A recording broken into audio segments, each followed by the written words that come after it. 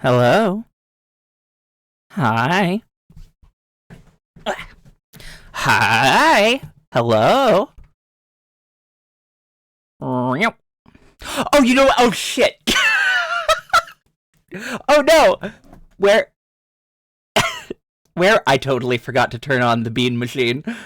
Where? I knew I was jumping the gun. Hold on. Hold on. There's I knew I was forgetting something. Hold on. Hold on. I was so concerned with other bits and doodads. I forgot to turn my body on.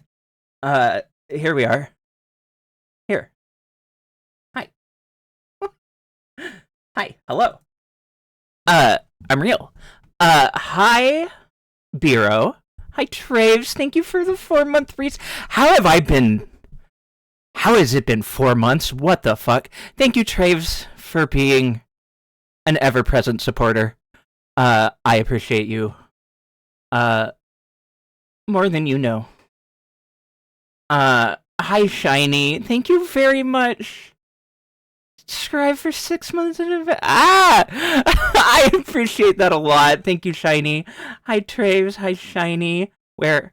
Hi, Jess. Hi. It's me. I'm back. I'm here. I'm real. I was lagging for a few. Uh, the stream was on, but the bean wasn't here yet. It's all good. Thank you for the Weeba. Yeah. And thank you for the 2 person hype train. I don't know why that triggered a hype train, but sure. But thank you very much. Thank you to everyone, both of you, as well as to everyone else. Oh, Jesus Christ. Yeah, all right, sure. Yeah, I'll just shut the fuck up and drink water. That's fine.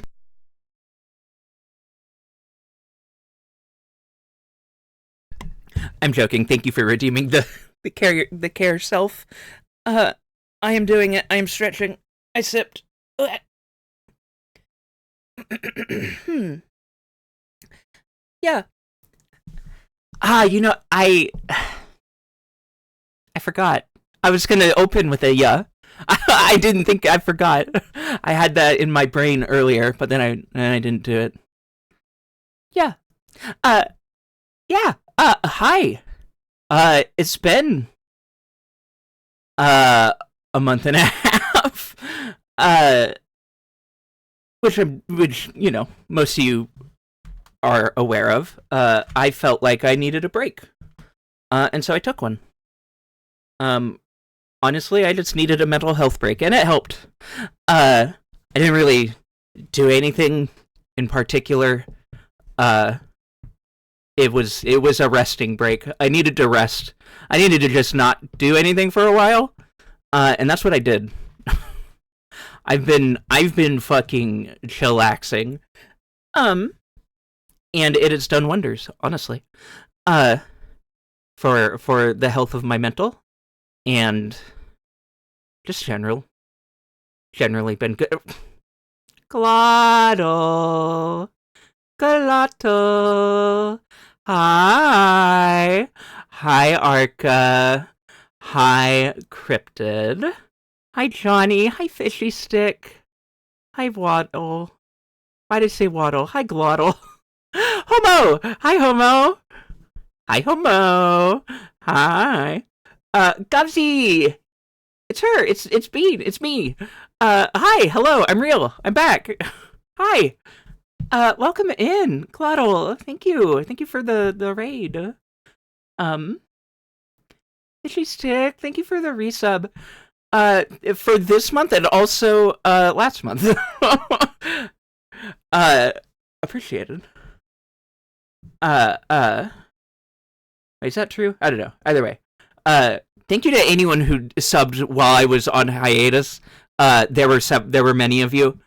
Um, and I very much appreciate it. uh, and thank you so much for the resub, Fishy Stick. Hi everybody. Hello. Glottal, where is Glottal? The Glottal raid and run. That's probably for the best. If so, if they needed to get care and water. That's fine. I wanted to say hi to them, though. What the hell? What the hell? Glottal, where are you? Glottal, speak to me. There they are. Hi, Glottal.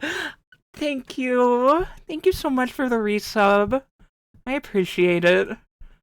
Had to grab your card. No worries, no worries. I really, really appreciate it. Thank you so much. We support the Bean and her cute AF emotes. I had nothing to do with the second part. That's all. You direct that love. You direct that love at Glottal. That's all on Glottal. Glottal is an incredible friend. I'm assuming that Trave's already attacked. I can't imagine a world in which Traves didn't instantly... Yeah, there you go. Thank you, Traves.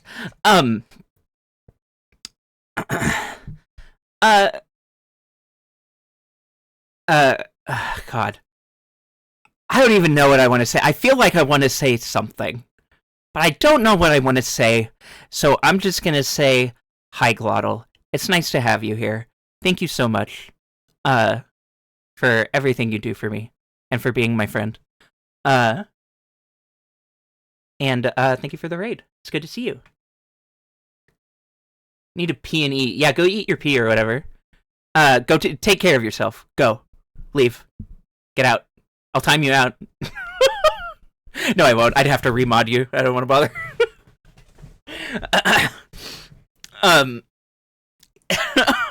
Go. Get gone. That goes for raiders as well. If you need to take care of yourself, if you need to go piss in a toilet or in your pants or a bucket or on the lawn, anywhere you need to piss, please go take care of that. Please go eat anything and everything that you can think of. Thank you. Colors, hi. Hi. Did I miss anyone? I didn't think I missed anyone. Did I miss anyone?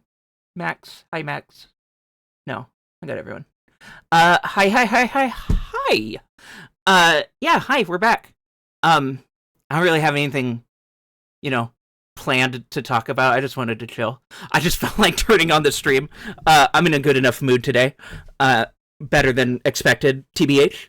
Gil! Hi, Gildafish! Hi. Welcome in.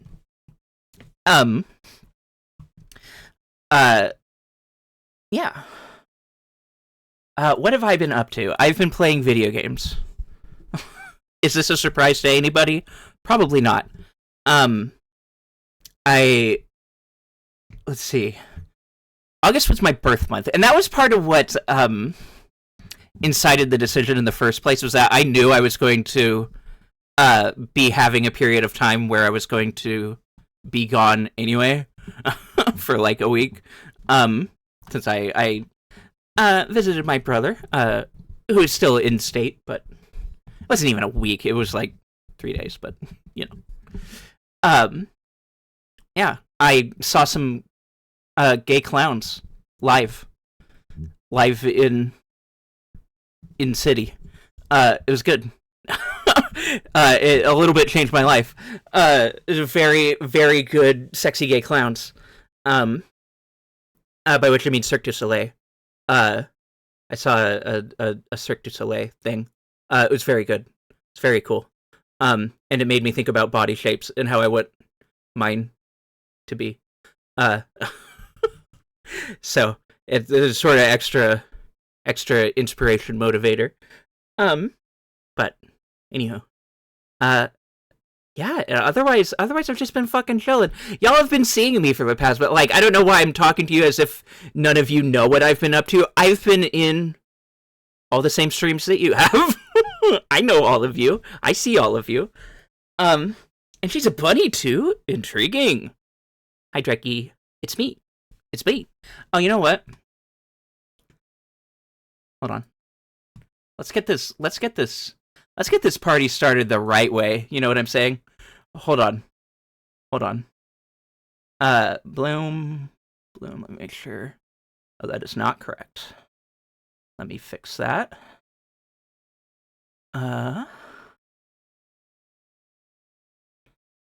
There we go. Y'all know what time it is. You are visible outside of Pride Month. It's true. Wait, what's that mean? Yeah, that's true. Oh, here we go. Y'all know what time it is. If you don't know, you're about to know. Boom.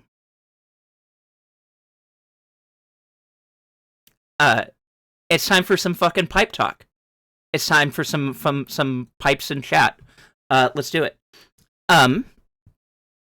Pipes. You haven't got to hear you, true. It's nice to see and hear you streaming. Thank you, Fishy Stick. I appreciate it. And I agree. It's nice to be back. Let's fucking pipe it. Pipes. Pipes. Pipes.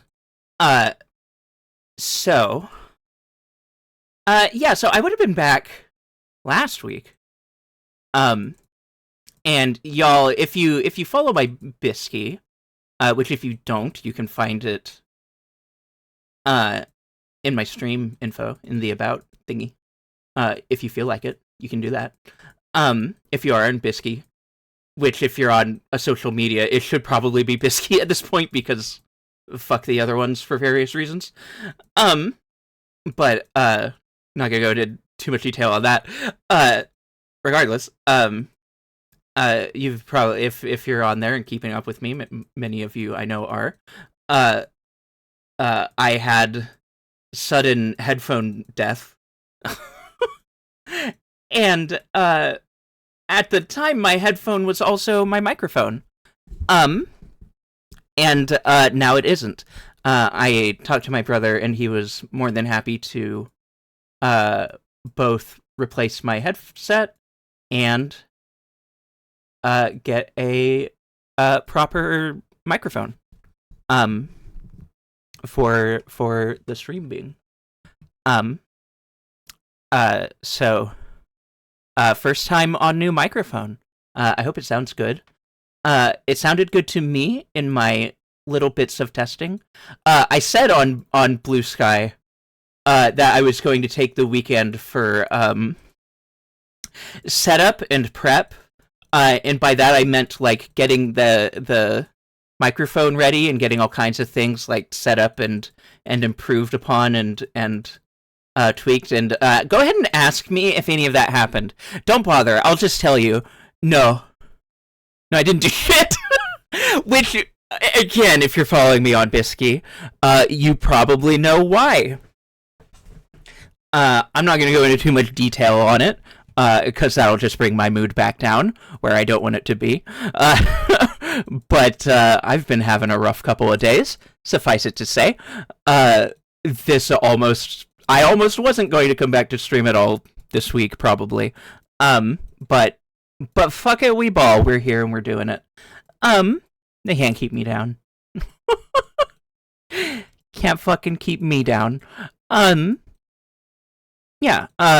So, and that is a large part. So, past several days have been rough. Suffice it to say, and doing any kind of additional work was not something that was in the cards. The best I could do is just get through my day. So I did that, and I will be doing more stuff going forward as far as if I need to tweak the microphone at all. Which this stream will be a good test of. So I'll be yapping a lot. One moment. I'm gonna take a sippy. I don't know if it's time yet, but all right.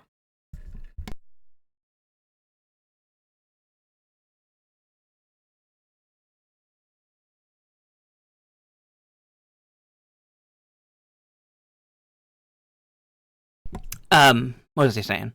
Oh, right. Yeah, so there was one thing, that I will need to pick Glottal's brain about later. I will probably be bugging them. Maybe not tonight, because I have a feeling that after I end stream, I'm just gonna wanna vibe.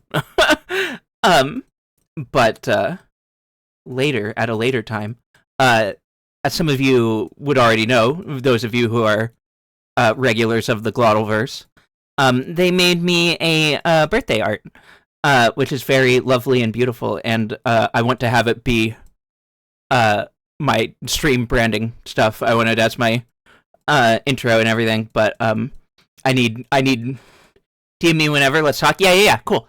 I will do that because I need assistance in getting that set up properly. As far as go. Yeah, keep pissing. Keep on pissing. Keep drinking more water and pissing it out. You gotta keep pissing. This is what health is about, I think. I think that health is when you are pissing for 10 minutes straight. Please go do that. Taking a shower and missed the raid. Welcome back, Bean. Hi, Kane. Thank you. Hugs of a return of hugs. Thank you. Hi.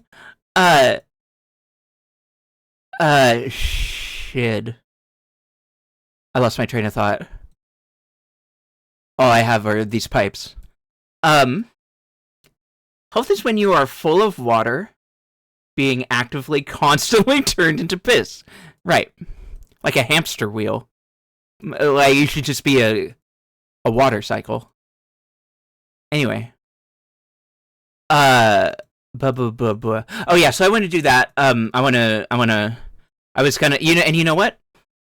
Hold the phone. Hold on. Pause of pipe.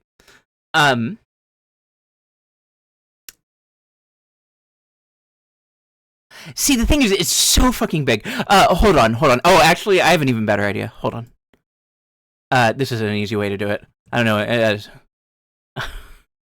Brain be farting. Girl, show me how that brain fart. Yeah. Anyway. Cool. Good. Jesus, God, this is so gorgeous. Hey. Wait, hold on. Let me do the bit. Hey. Hey. Hey. Check.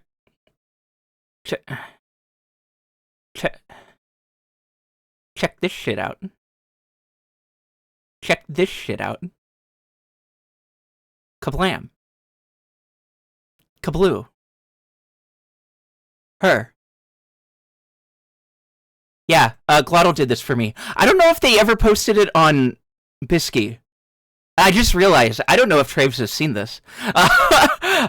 Because I'm not sure if it ever got posted on Bisky, because I didn't post it. Yeah, I adore this art. First off, I fucking love Amano art in general. I love Glottal's takes on Amano art. And I love this piece specifically a whole heck of a lot. It's me. It's me. That's me. It's me with my smiley and my eyes, and there's my skirt and my body and my clothes. It's me. Look at me. It's gorgeous. It's so good. It's got all the colors. Yeah. Oh, that sounds good.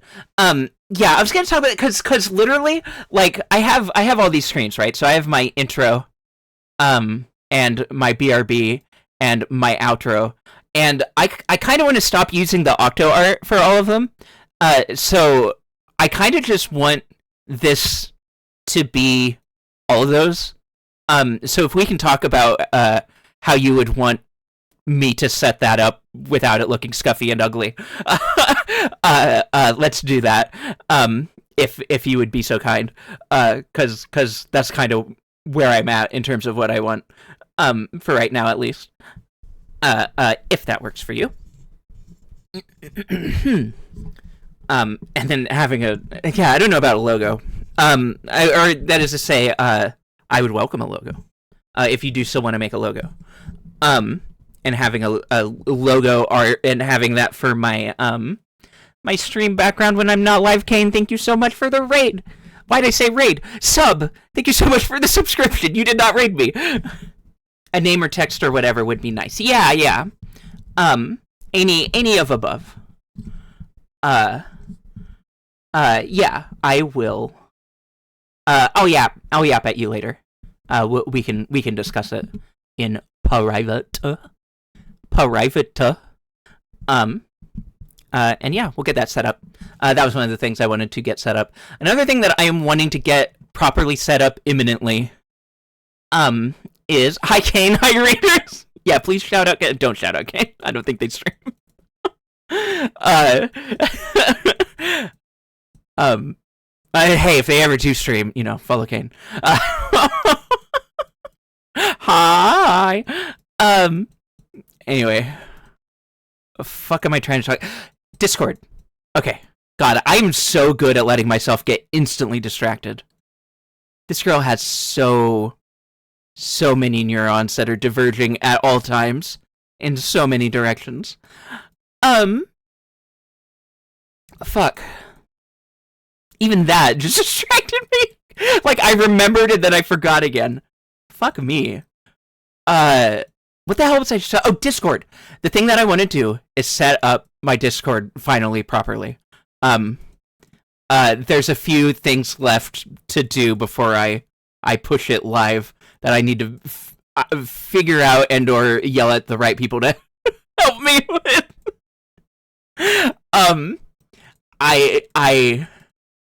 Because I don't know anything about, like, roles and robots.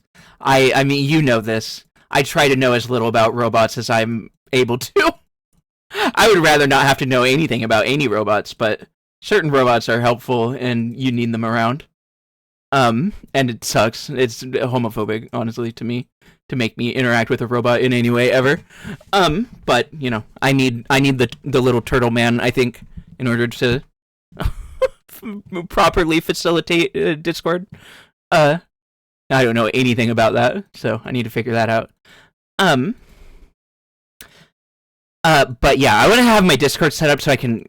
I mean, I might still do go lives on Blue Sky. I don't know. I may end up just doing all of it through Discord, but either way, I want to be able to have a Discord set up that anyone who wants to be in for announcements and stuff can be in. I expect it probably won't be a super busy server or anything. I am not super active on Discord myself, on account of I have only so much brain. I have only so much attention and ability to interact with any given thing. Yeah, no, and I'm not expecting you to traipse. Don't worry about it. But yeah, but yeah, I do want that just to be able to tell people what's up, like when I am or am not wanting to stream, etc. I'll just leave you morsels to snack on in there sometimes. Exactly. Yeah. I have it set, so I have the bones of it. I have mostly set up the channels and things the way I want. And literally right now it's first off, it's tiny. It's like 5 channels in terms of like content for you to post in about, but literally I just made it the ones in Slug and Dolly's Discords that I look at. So here, let me look at it. Hold on, let me pull it up.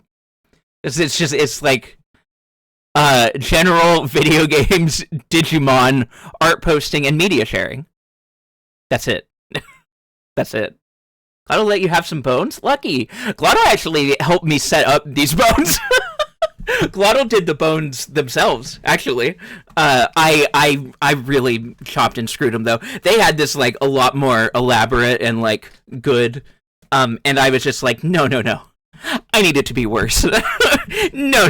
This is too much. I need it to be worse. I need it to be less good. Let me fuck it up. And I did. I did that. I love to take a thing and ruin it. It's one of my special skills. Too much. Let us prune some. Yeah. The thing, like, originally, at the time that they did it, I was like, oh, hell yeah, I love all of these. But, like, over time, I realized more and more, like, I don't want any of this shit here. It's important to feel at home in your own server. Absolutely. I agree. Yeah. So yeah, I got it all set up the way I like it. But I do need to finish setting it up and get folks able to get in there. But yeah, so that's short-term goals. I'll take a look at microphone stuff after stream to see if anything sounded weird or if any points sounded off or anything. And get that tweaked. I know who to talk to for help with that. Um, it's good to have streamer friends. Uh, when you are a streamer, especially. um, but yeah.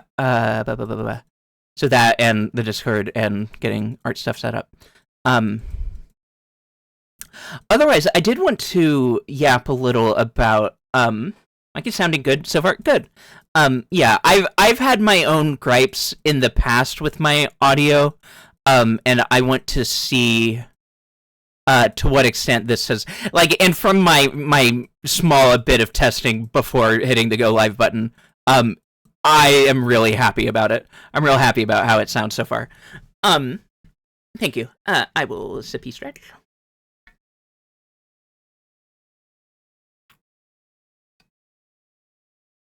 Oh, good. The gate's pretty good too. Perfect. All right. Oh, stretch. Yeah. Yeah. So I've had my qualms with my own audio because I do occasionally listen to my own streams, which feels really ego-phased to say. I know not a lot of streamers can do that, but every now and then I would just listen to myself. Like, I haven't done that since I stopped streaming, or since I went on hiatus, rather. But every now and then I just listen to myself, because I'm, really cute and funny and smart and good at video games, and really good at streaming, so, ego shit. So I just let myself listen to that. I just enjoy listening to my own streams. Yes, that is true. Yeah, I figure if you're here, you probably won't have any huge disagreements with that. Unless you do. In which case, shove it up your ass and don't ever tell me that. Thanks. If you think I suck and am bad at streaming, actually, please shut the hell up and don't ever tell me that. I don't need that RSD, thank you. But anyway. Anyway.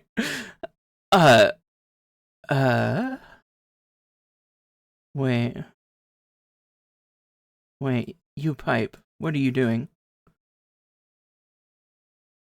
You can only... Yeah, so what's your deal? Oh, you're a weirdo. Wait, what?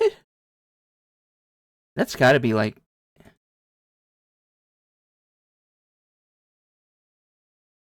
Oh, this is tripping me out, because this doesn't seem right. Hold on. What the hell is going on here?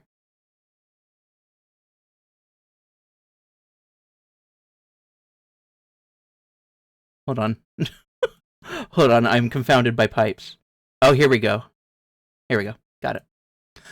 No longer confounded by pipes. Pipes have been solved. Done. 13 minutes. You have to be nice to Bean. It's in the rules. It is. Someone messed up installing these pipes. I know, I had to fix so many fucking pipes. I'm doing all kinds of plumbing over here. Wagga wagga.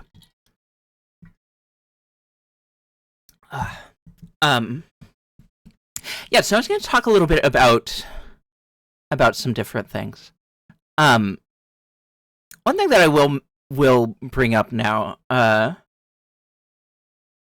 keep piping.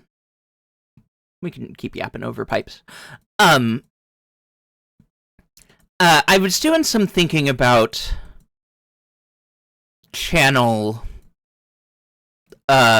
programming, I guess, would be the official sounding way to put it.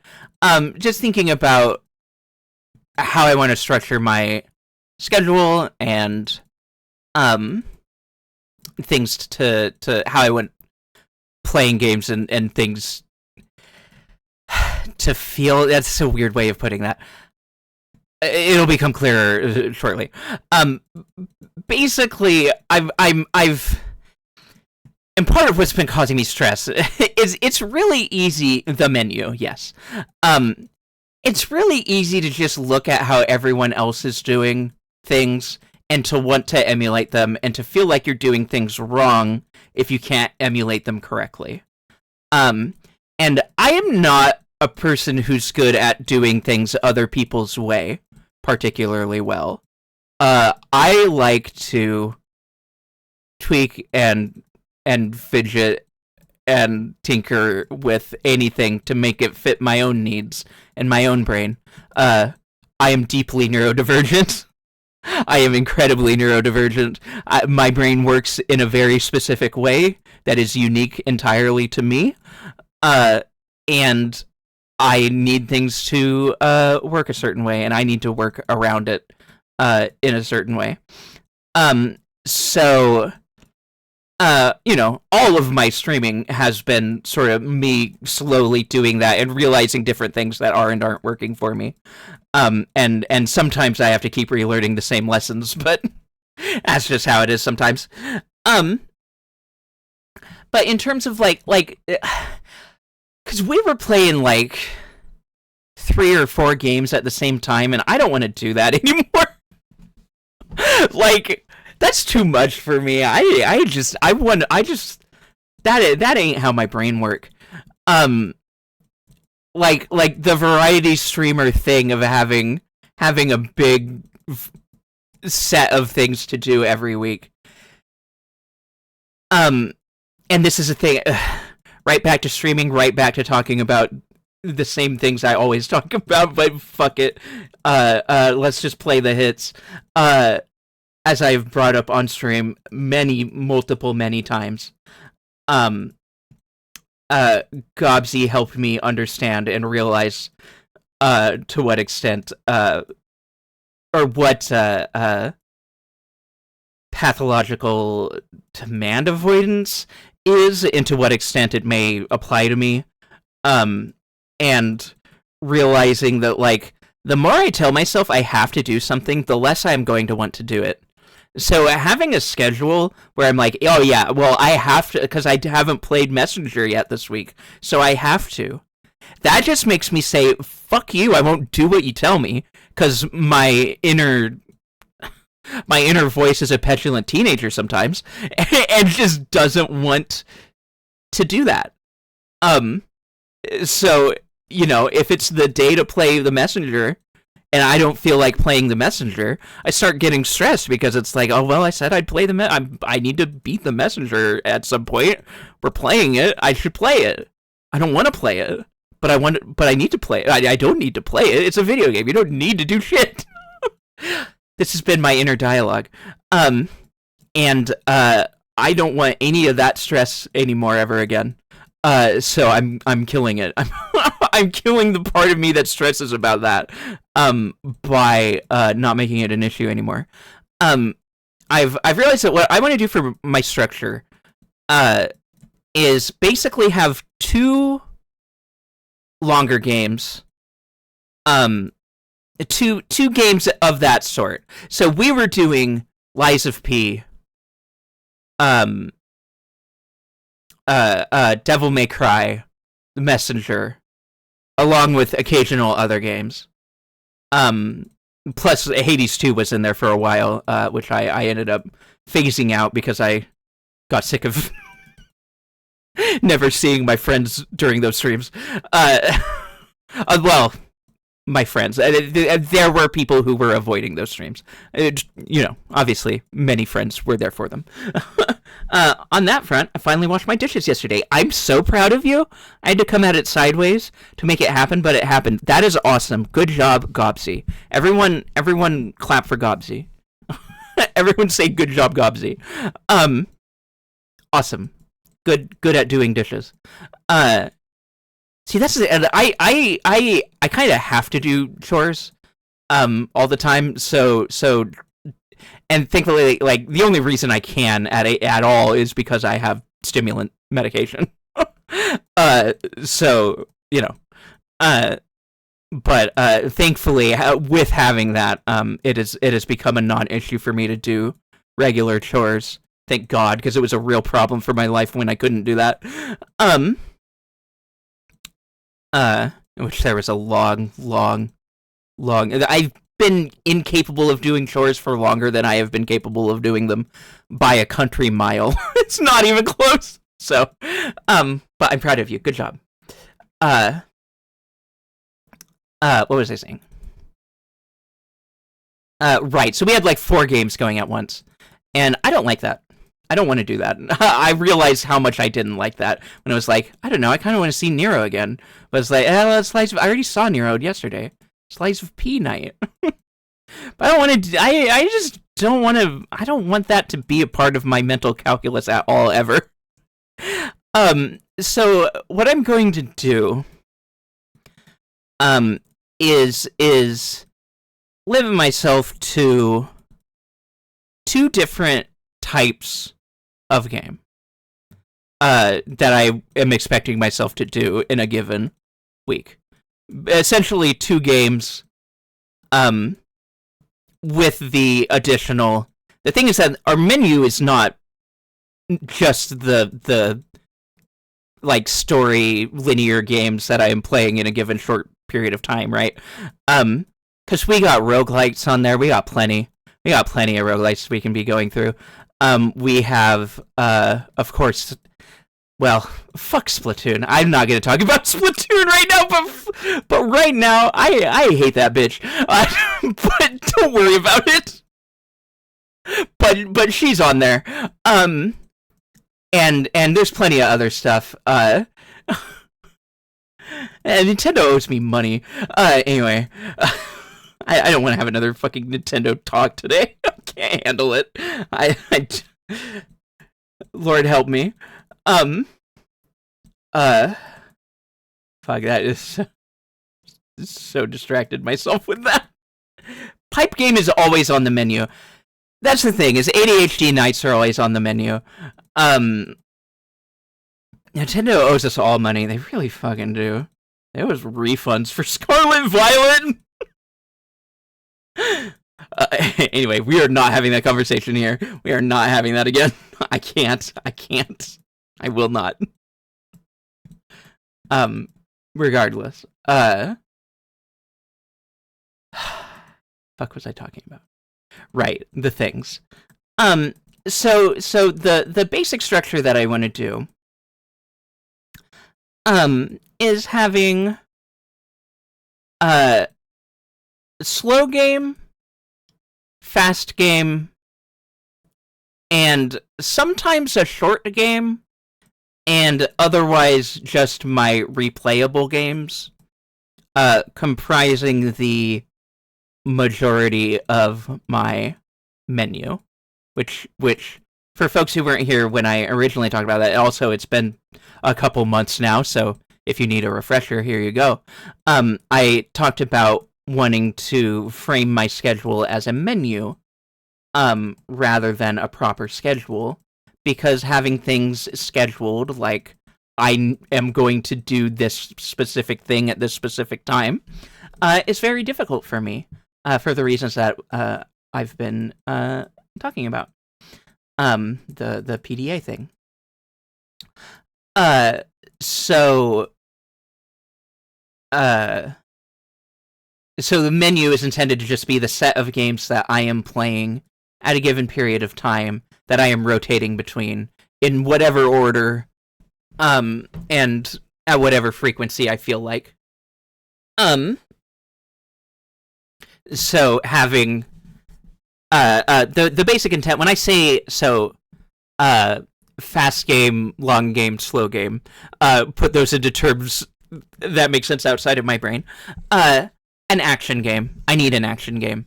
So currently we have 3 of those going, which is part of why I've been like, why it was so hard for me to keep up to juggle all 3 of those, because they're the same.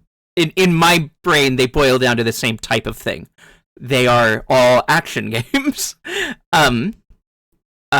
DMC5, obviously, is just an action spectacle fighter. Lies of P being an action RPG, and Messenger being a platformer. Combat platformer, Metroidvania. Those are all the same thing. Those all kind of shake out to using the same type of brain, in different ways. Obviously, they are very different games, but they are all action based. So from now on, I'm only going to have one of those actively on the menu until it's done. One at a time. Um,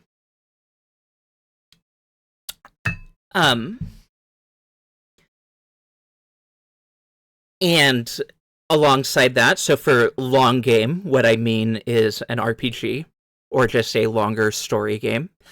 Something that is slower paced. I mean, honestly, either of these could end up being long games. Obviously, Lies of P isn't a short game, so I guess fast game versus slow game is what I mean. Fast game, slow game, and then short game. So slow game being RPGs, strategy games, etc. We have Final Fantasy IX on the docket. I have that one purchased. It's not ready to go. I never ended up actually downloading it and the mod associated, but again, that break was for resting and not for doing things. It was not for getting caught up on work. It was for getting caught up on mental energies. And I did my best, I promise.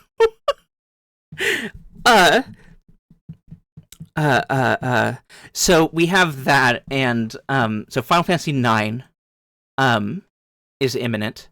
A thing that happened also, though, is that I got some birthday money, and I decided to spend that money on, firstly, on Balatro, which is definitely going into our repeatable games list on the menu. The may strike at any point. Balatro is awesome. It's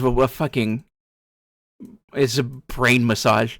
It puts me, every night I've been sleeping to Balatro, it puts me to sleep. Like the way that just the music and everything, it's like a high sleep.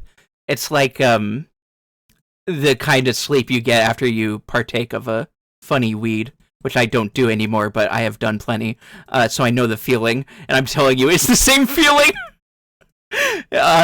Playing Balatro with the music on is akin to being high, and it's wonderful. That music is hypnotic, genuinely. Hi, Hig, it's good to see you. Hi, welcome in. It's a real animal party in here tonight, true. It reminds me when I used Slug playing Vampire Survivors as my ASMR. That's cute. Yeah, that's great. Hi Hig, it's good to see you. But yeah, oh right, so I got Balatro, and I also got Fire Emblem Three Houses, which I played one mission of, and it wasn't because I didn't like it or that I disliked it or any given reason. There was no specific reason why I did not end up continuing to play it after the introduction.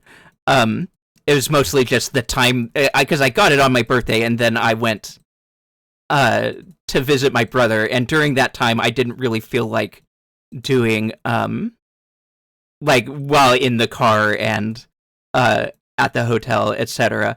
I wasn't doing Fire Emblem gaming because I didn't want voice acting and story investment and all that shit. I was playing Balatro.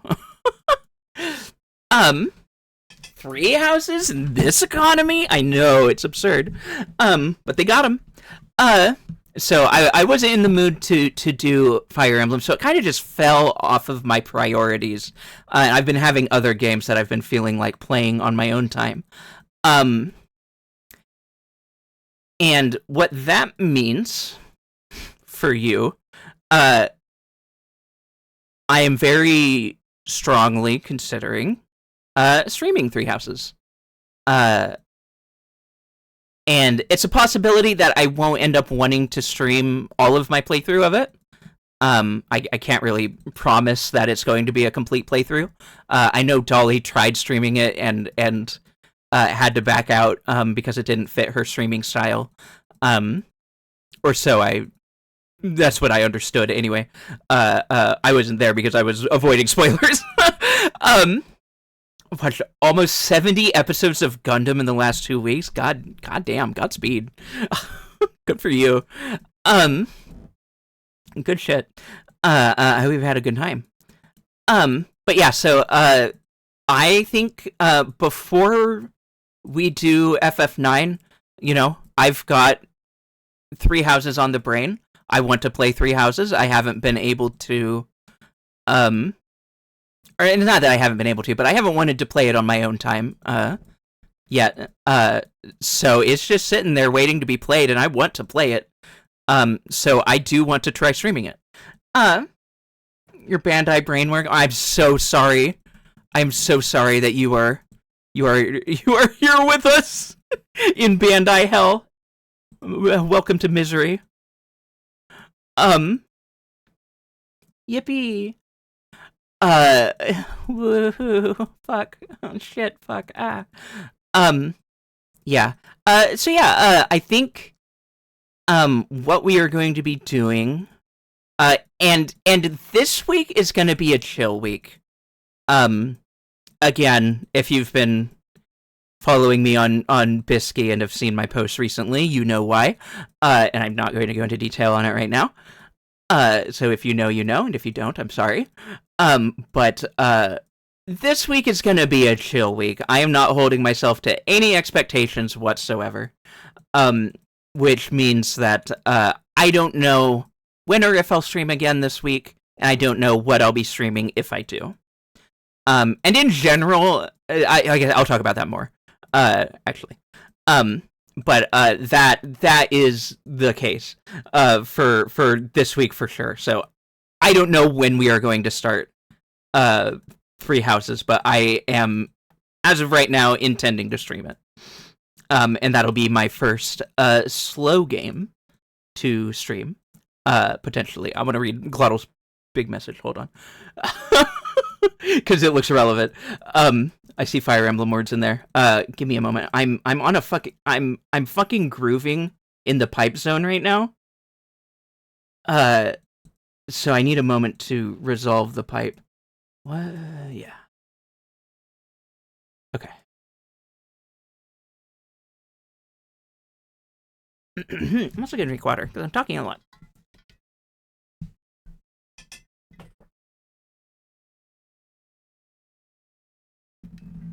She's tapped into the pipe matrix. She's deep in the pipe zone. It's true. I'm gonna have to get back into 3H so I can keep ahead and watch your streams. Nice. At least they sell Gunplas. They do. They can keep on top of that one. I can't play their card game in any official capacity, but Speaking of which, Digimon Card Game Online (DCGO) is also in our persistent menu. Yeah. Fire Emblem is real weird to stream. I loved Path of Radiance, and I'm on the verge of dropping Radiant Dawn because of some small writing and design changes making it less stream friendly. Try it out, see if it fits what you like to stream, and follow it up from there. Yeah, that's exactly my philosophy. 80s TCG accept MDG, please. I should learn to play so that you can wipe the floor with me. I would love to. I would love to get people interested in playing. And I would be welcome to, or I would welcome playing people on stream. I'll have to let Slug know about that also. In case he ends up wanting to show up and play. Not with any, expectation of voice or interaction of any kind, but yeah. I need computers so bad so I can start getting my ass beat in DCGO. I want this for you, yeah. I want to play with you, Dreams. I want to play with anybody. Yeah. I've my DCGO diet has been limited. If we say Digimon 3 times, he might show up. Yeah, into the mirror in the dark, like with a flashlight on your face. Digimon, Digimon, Digimon. Hey, Digimon. Like the theme song starts playing. Hey, Digimon. Hey, Digimon. And Slug shows up and is like, "Wow, fuck Bandai." Anyway, have you heard about the evils of capitalism? Anyway, let me show you a funny plant. Hey, Digimon, hey, here's a funny plant. Hey, Digimon, hey, look at this funny plant. Hey, Digimon, hey, the plant can talk and move. Hey, Digimon, hey, that plant can really groove.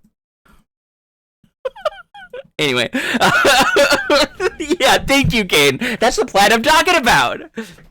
I think Palmon should be real. I do too. Sorry, I was at a weird angle for my mic. I don't know how well that picked up.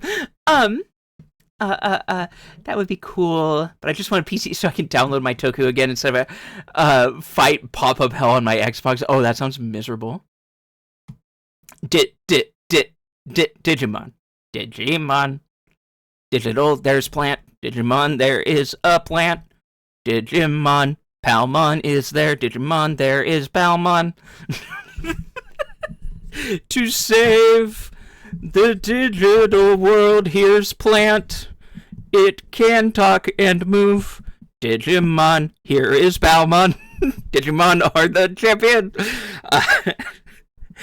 I don't know why I went that direction with this bit, but I enjoy it. I do need to stress that Palmon isn't even, like, my favorite or a favorite. I do like a funny flower, is the thing. Palmon's great, like, don't get me wrong. I'm not saying otherwise. I love Palmon. And Lilymon, but it's not, like my top favorite. Let me know if my fan gets picked up too much.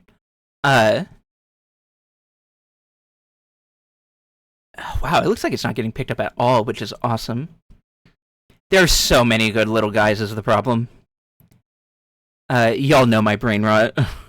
Anyway, wow, that took me so into distraction zone. I have no idea. Didn't even know there was a fan. Perfect.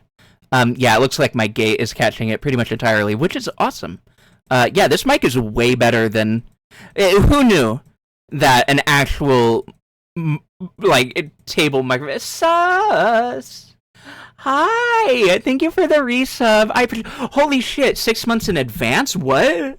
What? Another... Why is people doing this? That's so nice to me. What the hell? Thank you. You're a Bean fan, Shiny. Thank you.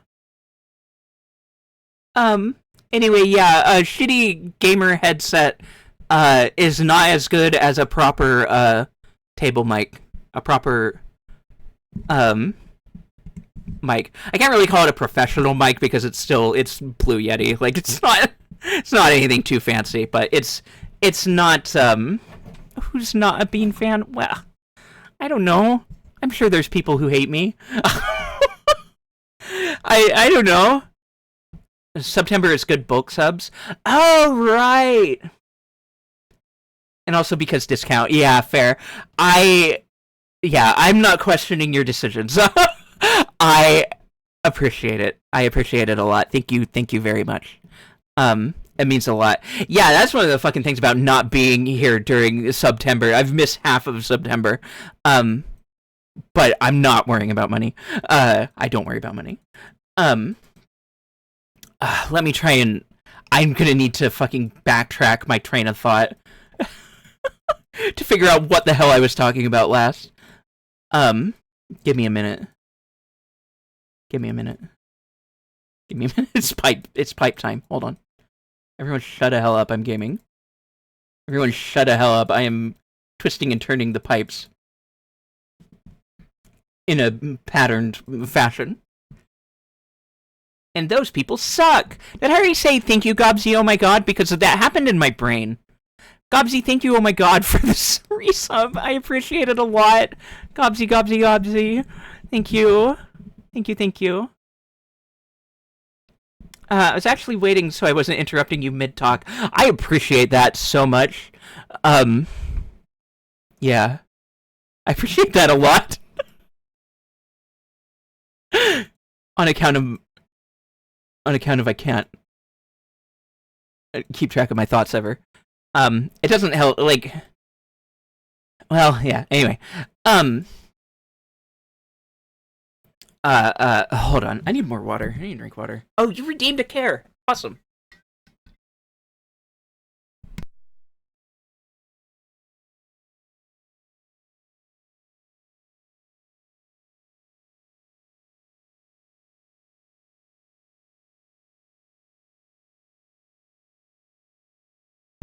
Okay.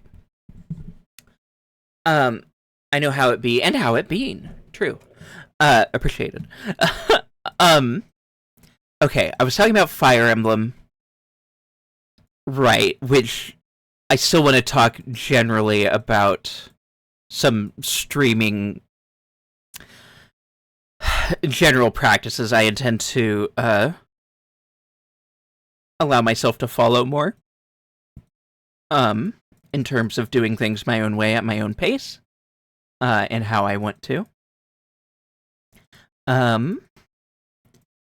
So let me. I just need to fucking pipe. I'm not gonna lose this thought, so I'm just gonna pipe. I'm just gonna pipe for a second because now I want to. The pipes are in front of me, and I must pipe. I must pipe. You're weird.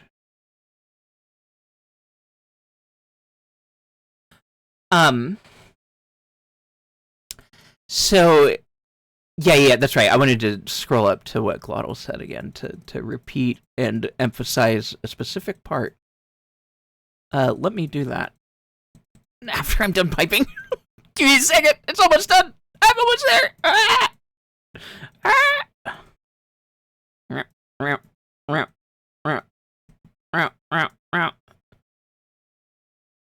Gentlemen, what are you doing here? What is going on up here? What are you doing up here? What the hell? Oh no, I got you. I fucked it. There we go. Cool. Good. Pipe.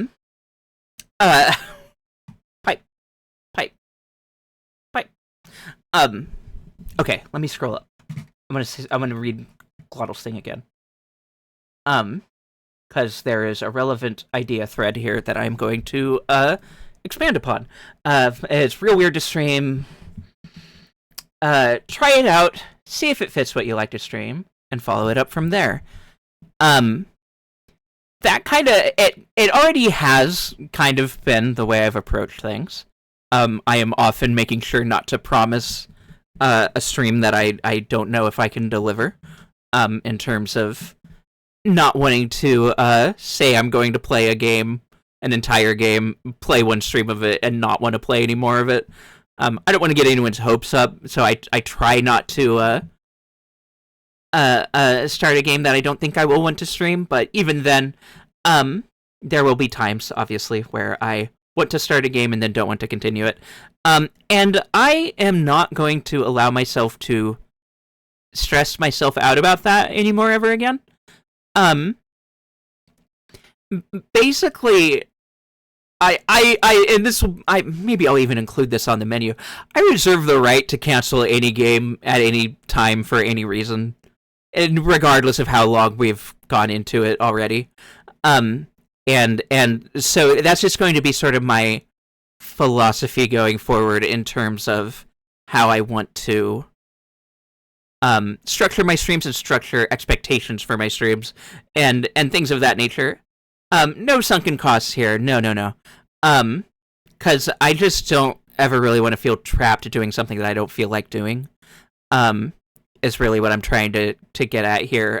Overall, and this has been through a month and a half now of me being able to sleep on all these thoughts and process them and de-stress and rest. So thank you all very much for your patience and for the folks again, I can't say thank you enough to everyone who supported while I was away, who kept subbing. I really, really appreciate it. Maybe a game only shows up once, maybe it shows up a lot, who knows? Spin the wheel, go with the flow. That's the vibe. And that's going to be the vibe I approach all of this with in general. A lot of my stress regarding streaming has been due to introducing income into the equation. It has placed, like, numbers and math and money place a lot of undue stress on my brain. It's just the way it is. Having to be thinking about those things on an active, regular basis is something that just brings me down steadily. So I basically, a part of what I decided over this past month is that I am going to that I intend to seek an autism diagnosis and attempt to get on disability, since I have not been working for almost 8 years, almost 8 straight years.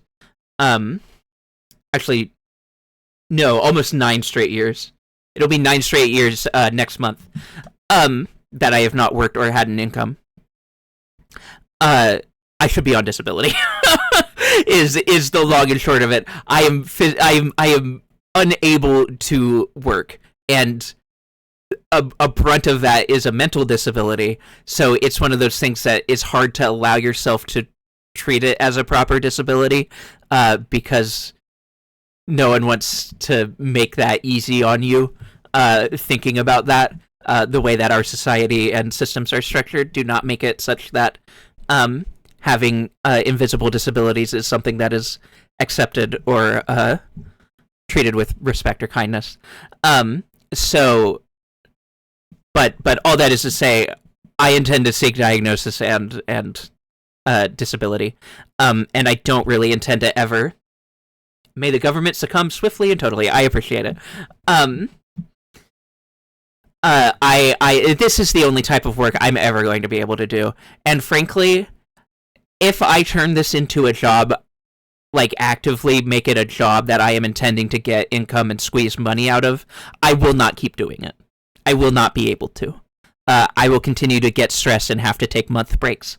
I am physically incapable of treating, like, if I treat it as work, if I expect to get returns from it, it just sets a whole lot of expectations that I am not good at holding myself to. So I don't want to be doing that anymore. You will have noticed probably, well, you may have noticed or not, it has been over a decade since I've been full-time employed. Oh, Lord. Wait, so you're not full-time employed? You're just employed-ish. Part-time plus streaming, I guess. Which is, in its own way is full-time, but yeah. Right. What was I saying? Shit and fuck. Right, so I'm a part-timer. Yeah. No, that's valid. That's valid as fuck. That's totally valid. I ran myself ragged having a full-time job. Yeah. If anyone wants to tell you that food service isn't real work, or that retail isn't real work, or any kind of job that doesn't require a specific education somehow doesn't count as real work. I mean, and I know I'm not saying anything revolutionary to anyone here. I know we're all on the same page on this stuff, but fuck those people. Food service. Oh my god. Like, it is so exhausting.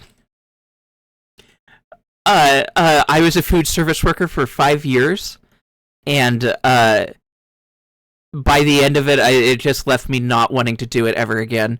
And every time I think about trying to get any kind of job now, it is just like the mental blockers, the mental walls just start piling up like bricks. I'm on disability right now. If you have any questions, please ask. I appreciate that.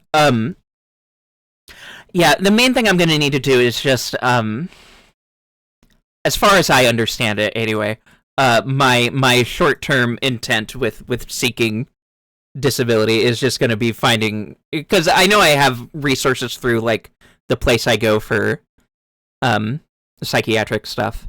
I have resources to access there, as far as getting help with doing the process. So I will attempt to make use of those, but there is a very good chance that I will end up turning to internet friends who have gotten on disability. My partner is actually disabled and on disability, and they have told me a little bit about how it was for them in getting that set up for themselves and stuff. But food service fucking sucks. It's soul draining. Genuinely, it is so exhausting. Pretty sure that full time is too much time, leaves people no energy or time for personal. Yes, and 40 hours should be a maximum. Yes, 100%. 40 hours should be the maximum, and it should be 40 hours of work at any job should be enough to have you living very comfortably. I'm not going to go into a full capitalism stunlock. I don't want to go necessarily all the way in on that. Y'all know where I'm at on all that stuff. We have these discussions elsewhere. I am not quiet during them. You know where I stand. You know how I feel. Fuck all that shit. I don't necessarily want to go super deep into it right now. Went from 46 years as an engineer to unable to work. Tend to give respect to anyone that is helping me as a job. Yeah, genuinely. So yeah, all that is to say that I don't want this to be a job. I don't want to treat it as a job. And I appreciate everyone's support so much, genuinely. And I don't ever want to have the feeling that, and I don't want to give anyone else the impression or the feeling that that I need more from anyone. Like because streaming in and of itself is it's entirely dependent on viewers. Like it is not an income without people watching and giving you money. And for me, it feels weird to directly ask people for money in that capacity. Because to me, you aren't customers. You're my community members, right? Like, you're all people that I know and hang out with on a daily basis. You're not customers. I don't want your money. Like, I want you to have the funny little emotes if you like them, but the money isn't a part of it. I don't care. I don't want your money. I don't want to have to ask you for money. I don't want any of that shit. It feels wrong and awful to me. It's just not something I like doing. I don't want to do it. I don't want to treat this that way. That's not the kind of relationship I want to foster between me to you as a viewer, as a community member, etc. Like, that is just not how I want this to be at all. And obviously, in case it needs to be explicitly said, no shade whatsoever, even any non-0% of shade to anyone who does hold themselves to doing that stuff. Get the bag, including to any of my friends who may or may not be listening or who you may or may not know. Absolutely, like, that is the nature of the beast. If you need to rely on others for support, if you need to rely on viewers for support, there is nothing inherently wrong in that. I just know that all of us would rather not be in that situation. All of us would rather not be in that position of having to ask other people for money, and that's kind of where I'm at and where I'm coming from. I am privileged in a sense in not having any urgent costs associated in my life. I'm very much living in poverty. Obviously, I have no income. My parents aren't like rich. We're under the poverty line by a margin. No worries, Higgs. Not interrupting. Have a good night. Thanks for stopping by and hanging out. Yeah, so I'm well under the poverty line, but I don't have rent. I don't pay utilities, etc. The expectation on me is that I help out around the house. When asked, I mean, really, that's about it. Like, I help my parents with work when they need it. I do chores as much as I'm able, and that's all that's ever really expected of me. So I don't have rent. I don't really have food costs. Having money to spend on those things would be super helpful. So hence why I want to seek disability.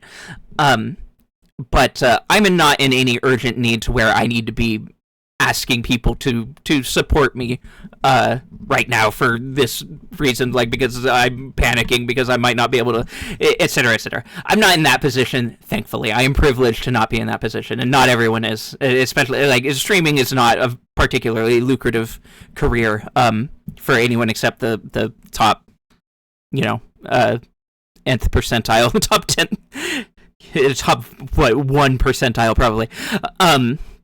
Of streamers actually make, like, comfort money. Most people who are streaming are can be considered to be living in poverty. So yeah, that was just a long a long ramble of saying I don't blame anyone else for doing it, but I just don't really want to. If I conduct my streams that way, I will not be able to continue doing it in the way or the capacity that I want to. Um, if this is a job, I won't want to do it because I hate jobs and I don't want to do jobs. About 0.5% by my research, I believe it. Yeah, I hate jobs. I hate working. I can't do it. It's the moment something becomes work, it becomes a mental blocker. And frankly, no one who feels this way should have to be forced to do them. Because there are people like me who just are not compatible with what our society considers to be productive work. Not everyone is or can be capable of that. The fact that it is a universal expectation is wrong, and I don't intend to hold myself to it. So deep breath. I saw the self-care thing, which means it's time for me to go piss. There was a middle of thought.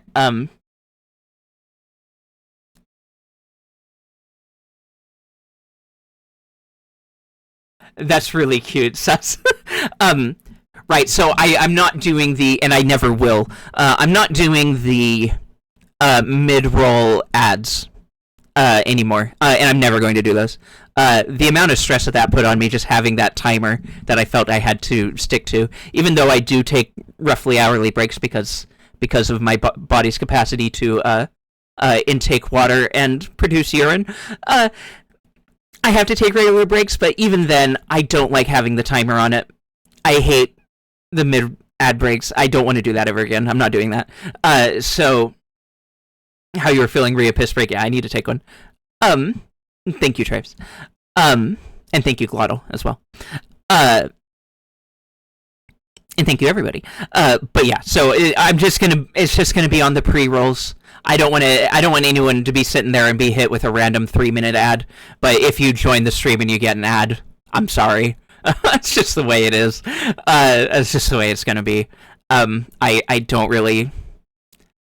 don't want to have it be something that I do, and that was part of what was making it be work, right? Is like having to think about and manage that and worry about the ad percentage and ad revenue. I can't do that. I'm not gonna do that. If I do that, I won't want to keep streaming. So, and I want to keep streaming.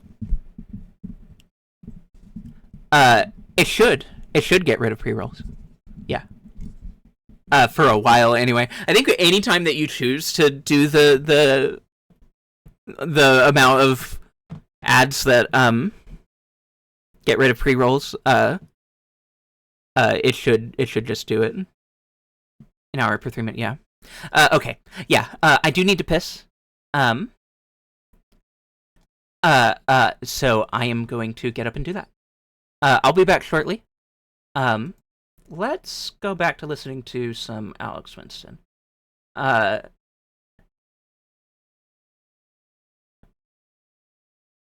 going to turn it up a bit. I'm going to step away. My headphones are wireless now, so I can listen to music with y'all when I walk away and go piss. Yay! Yay! Piss music! Yeah! Okay, I will be back shortly.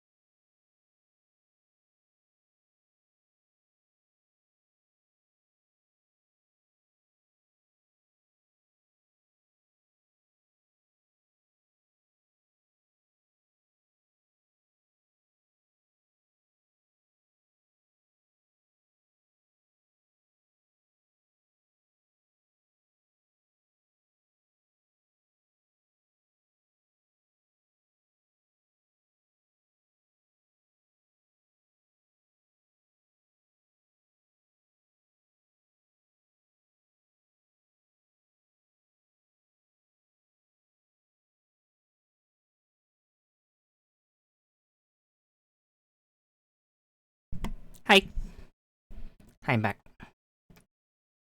I don't want to have lyric music going while I'm yapping, so let me get it changed back over.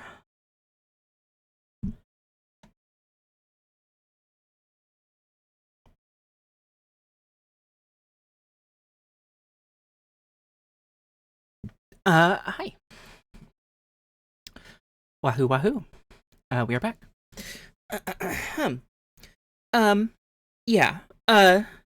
So that should be a good enough idea as to where I'm at, vis-a-vis streaming, what I want to do with it, what I expect from myself doing it.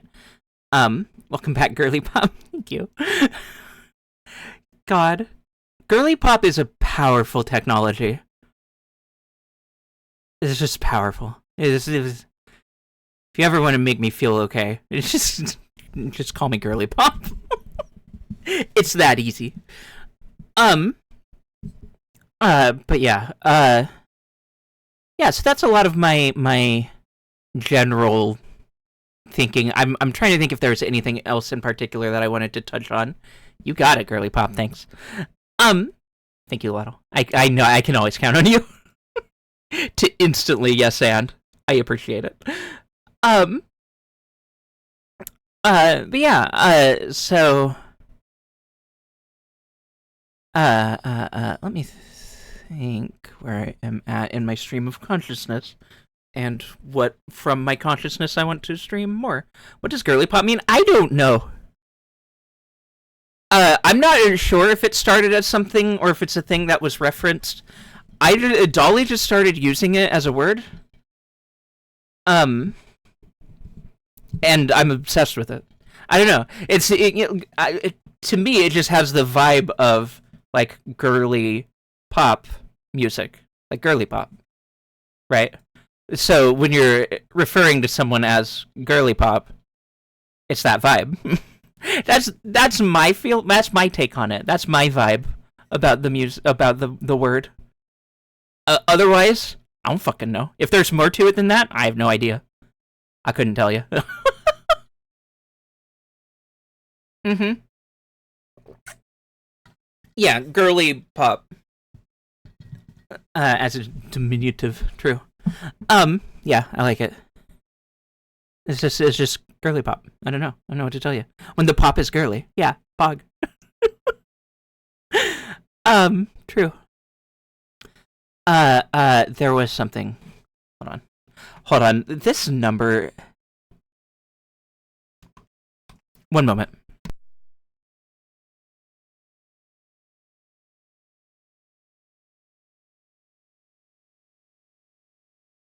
All right. I've always heard it used in the context of referring to pink-loving girls who are into the cutest of things. Cool. Applicable. That's me. That's me. I'm that. Girly pop. Cool. Good. Oh, by the way, my microphone is pink. Like I said, it's just a Blue Yeti, so it's not like super fancy, high-end anything. So there were pink ones. So I was like, and they seemed to all be identical to the ones that weren't pink. So I was just like, fuck yeah. Pink. Give me the pink one. I had assumed it was. I love that. I'm glad. Thank you for making that assumption. Gender affirming assumption. Thank you. I appreciate it. Anywho, so yeah, in terms of stream, why would you want one that wasn't pink? I know, right? Like, why would I do that? It's so weird. Why would I not want to be a girly pop e-girl? I don't understand. It's bizarre to even suggest that. Yeah.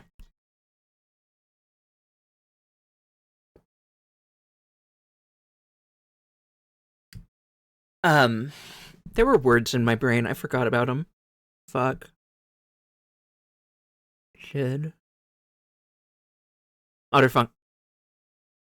Get the girly pop filter. True.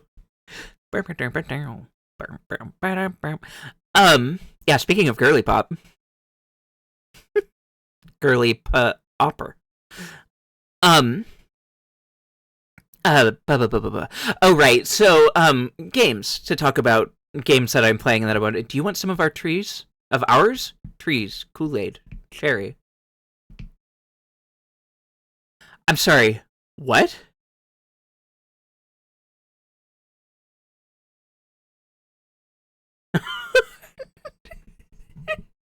Wait, what? Words. Oh, words in your brain. That caught me so off guard. I was just like, what? Girl, what? No, I get it now. The words in your brain. Thank you. Thank you for those, Kane. I appreciate it. No, you're completely... That was a good bit. No, +2. It just took me a second. I imagine being in a pink gamer room with a pink chair and playing on a pink keyboard, and I can wait for reality to catch up to my vision. Yeah. I want that to be real. So, here's the thing. One of those is true. My keyboard. That shit's girly pop. My keyboard. That's girly pop. It is in fact pink. And if I turn on the LEDs, which I don't usually do because it just drains the battery faster, but if I have the LEDs on, I can have turquoise and pink lit up. Oh, fuck yeah. Extra girly pop. Yeah, it's a fairly cheap keyboard, so it's not like super fancy. A lot of the thing is that you know your girl's a gamer when the W, A, S, and D keys all have the paint worn off of them. If WASD is unrecognizable on the keyboard, then you know she's a gamer. Got those, got some on the shift and the alt. Space button has some wear on it. Yeah. Yeah, that's just how it goes. Oh, my S and D keys are fucking blank. Literally, they like the paint is so gone from them. They're not even pink.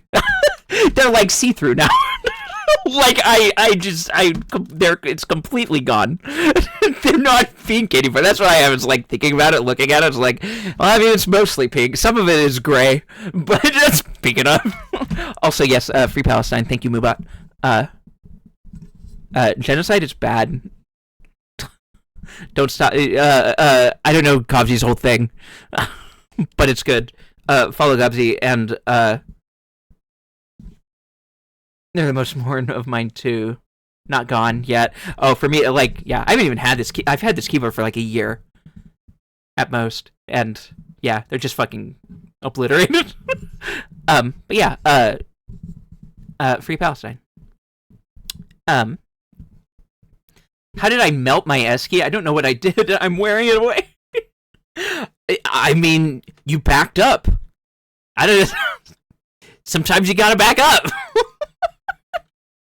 And also, like, you're I don't know, for me, that's where my hand rests if I'm not using, or where that finger rests if I'm not using W. So my W and S are both just kind of fucked, so I don't know. Anyway. Also missing CV, OL, and M. Heavy wear on F. See, mine, yeah.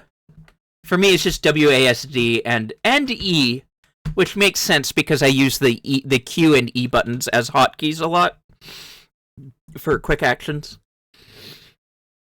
Anywho, so speaking of gaming and being a gamer, we have Lies of P that I want to finish. That is going to be my focus for action game in the short term. We're gonna finish Lies of P because I wanna. I have had a great time with that game. I have loved it since obtaining it and playing it. And the only reason I'm not already done with it is because I introduced other games into the mix. And so So my intent right now in terms of cleaning up what we are currently working on is to do things one at a time. So in terms of when I feel like playing an action game, Lies of P is going to be the one I choose. After Lies of P is done, we will finish up either Messenger or Devil May Cry. I'm not going to commit to one versus the other yet. We'll see how I'm feeling. But we'll finish up one of those and then do the other. And then we have Celeste next on the docket. Though in addition, we are rapidly approaching October. And while I'm not really a horror games person, I do kind of just enjoy how the internet has decided that October is Halloween month, and streamers have just sort of fallen into doing creepy spoopy games, if not horror games. So curious when they're gonna drop the Lies of P DLC this year. Still expected to be this year, huh? Interesting. October. True. So I don't know when or if I'll be able. Like, I'll look into trying to get it in time to start it sometime in October. Late 2024. Oh, okay. Cool. But I would like to stream a Luigi's Mansion. I love Luigi's Mansion. All of them. They're all good. I'm gonna stream one, which will probably be Luigi's Mansion 3. I would like for that to be our October action game. Whether or not we finish it in October or not, it don't matter. But I want that to be our spooky times game. Also, potential for slower game to go alongside it. I'm considering getting and streaming Inscription, which is is closer to actual horror, but it is a card game. It's a card game horror game. Many people have probably seen it by now if you are interested in such things. But I really like that game. I've never played it. I've just watched a lot of other people play it. I've watched several full playthroughs, and I've watched people do the roguelite mode. So I've never been to Luigi's Mansion. I'm excited to be spooked and scared. But yeah. Oh, doggy. We just got to go there for the doggy. But yeah, Inscription. As some of you who hang out at Dolly's will know, is one of the games. One of the first. It's the first game that I was regularly started watching Dolly with. I'd been lurking off and on in her streams. I hadn't been super participating a lot up until that point. And then when Inscription happened, I started becoming more active and stayed active afterwards. Yeah, Inscription is awesome, and it's got a lot of spooky vibes, and it also just has some straight up horror elements. It's awesome. But it's not like jump scare horror. It's not too awful, and I know everything that happens in it already, so I'm not going to be surprised by anything. It's just going to be a fun, spooky atmosphere for us to enjoy. And if you haven't seen it before, you will get to enjoy some horror content that you maybe aren't prepared for, and we won't be spoiling it or anything, but the vibes are fucking horrible, in parentheses positive. Yes. The vibes are rancid in the best possible way. It rules. Yeah, no, I'm a big fan of that game, without having actually played it. So that is potential. Yeah. Though, of course, to refer back to earlier in the stream, as I said, any such promise of game to come up on the stream is tentative and should never be considered a done deal. I would like to play both of those games for our October games. No guarantees. No guarantees. The thing about video games is that they cost money, and as I said earlier, I don't want to worry about money. So, well, shit. Yeah. Though with all the in advance subs that you're all doing tonight, the money shouldn't be an issue. It's just that I need to wait for Twitch to give me the money, in order for me to be able to buy those. Though I might tap into as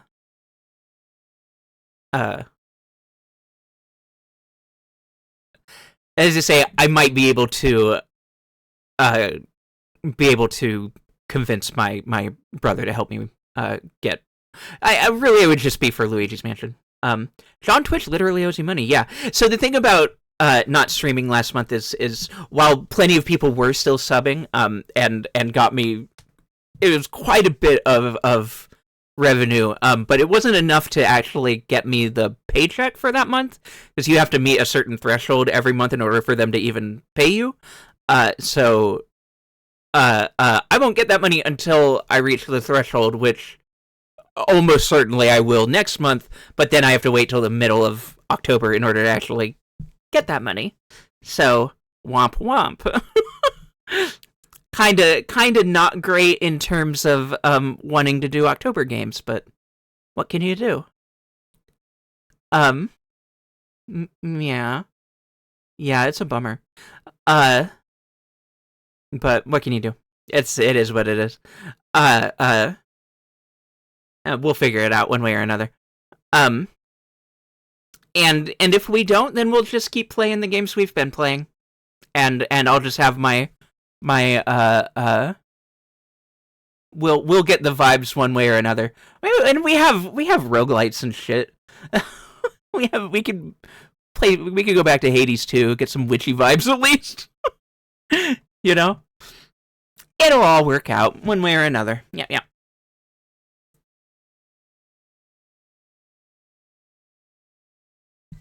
Oh, they sure do. Yeah. Oi. But again, I don't want to think too much about that. We're not worried about that. Yeah, because the money isn't why I do this, and I don't ever want that to become the case. Yeah. But yeah, those are my thoughts and the stream relevant things. Yeah, otherwise, something too much. Okay. Never mind, I'll shut the fuck up and I'll just drink my water and take a stretch. Thank you, Kane.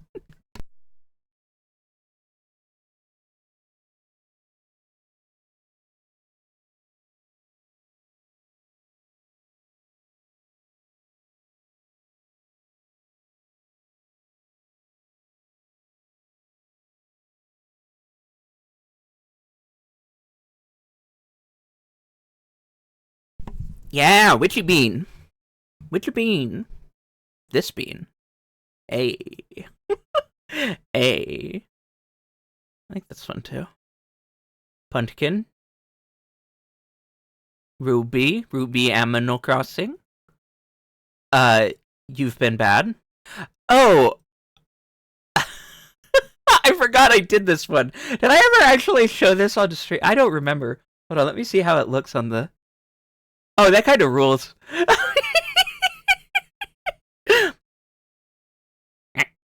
Quiet. Ah!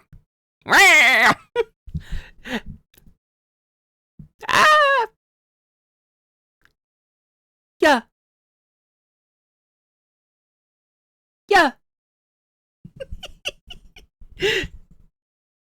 Cute. Anyway, sorry for being adorable for a minute there. You're welcome. I'm real happy for you, or sorry that happened. Okay. Bean. What? Yeah. Woo! Oh, that's too fun. Anyway. Fun time over. Everyone shut a hell. Everyone shut a hell your mouth, I wag you. Don't do it. Shut up. Nah, just kidding. It's prank. It's prank.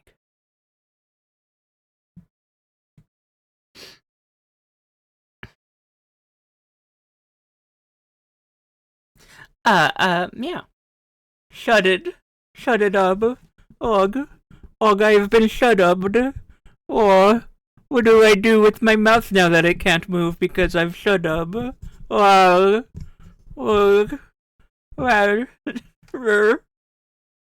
Cribe.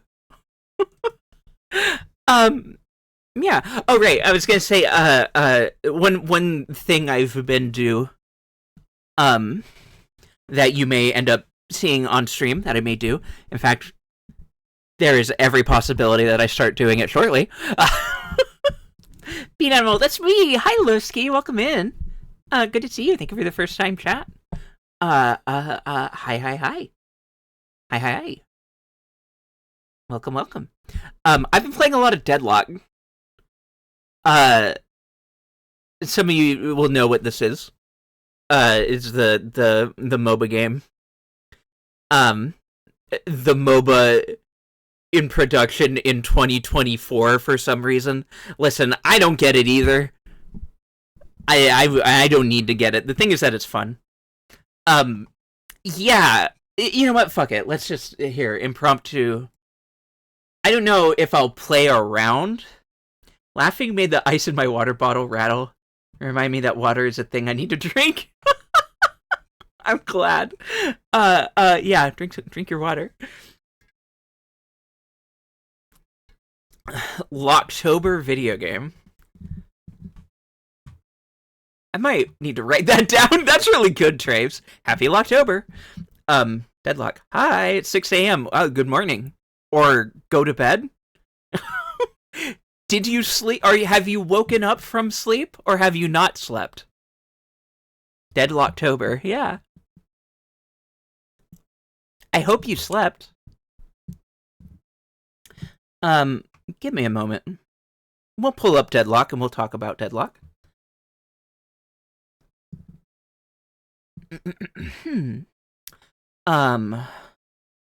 Right, I need to do things to make it. I have woken up. Good. Chew. Good.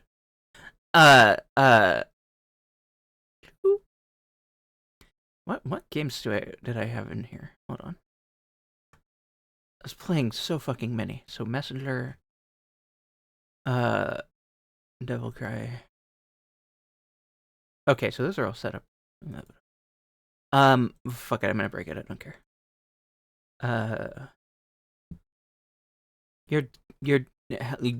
You are Deadlock now? You play Deadlock now? I still don't entirely understand what a MOBA is.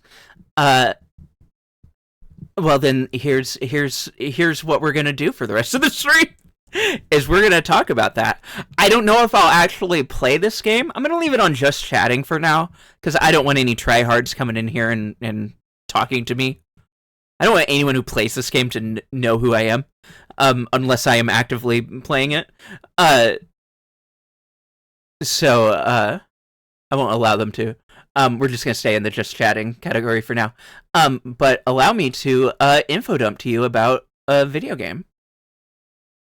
Let me sing you the song of my people. And the song is info dump about a video game.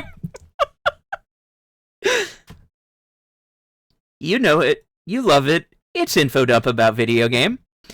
Deadlock, where are you? Wait, where are you? Does Twitch recognize that Deadlock exists? That is a great question. There you go. Yes, it does. There it is. Show us the menus. Show us the characters. Yeah, it's that time for a video game ramble. Info dump about video game. Pog. Yeah, true. Here we are. Here is video games. 2 teams of 5 angrily type at their members, while 2 to 4 players actually play the game. Boom, you got a MOBA. Yeah, there's more to it than that, but you're not wrong. Let me turn off that music. This game doesn't actually have, like... Actually, you know what? We should probably have... Let's keep the Firefox audio on. Hold on. Let's actually keep the the groove music going, because this game doesn't really have much in the way of background music. At least not while you're just hanging out in menus and stuff. There's some amount of it. Obviously, it has music volume, but we're gonna be in a game. Okay. Let's just pick a let's just pick a guy. Start here. Go into Hero Sandbox. Here is MOBA. So this is just a practice area. Gun noises. So this is a third-person shooter MOBA. And so what a MOBA is, so when we are talking about, like, a MOBA, an old-school MOBA, obviously this one isn't isometric. MOBAs were originally Warcraft 3 mod. The original Dota was Defense of the Ancients, which was a map, a mod made for Warcraft 3. And from there, it spun out into its own games and a genre. So, Dota 2 and League of Legends both have their base, from that mod. They were originally that. So the isometric, clicking around, clicking on creep. This is an old school MOBA in the sense that you have creep, you have lanes, you have objectives, you have money, experience, which is still just your money, and you have items that you can buy. Those are all hallmarks of an old school MOBA. There are plenty of MOBAs that riff on the formula.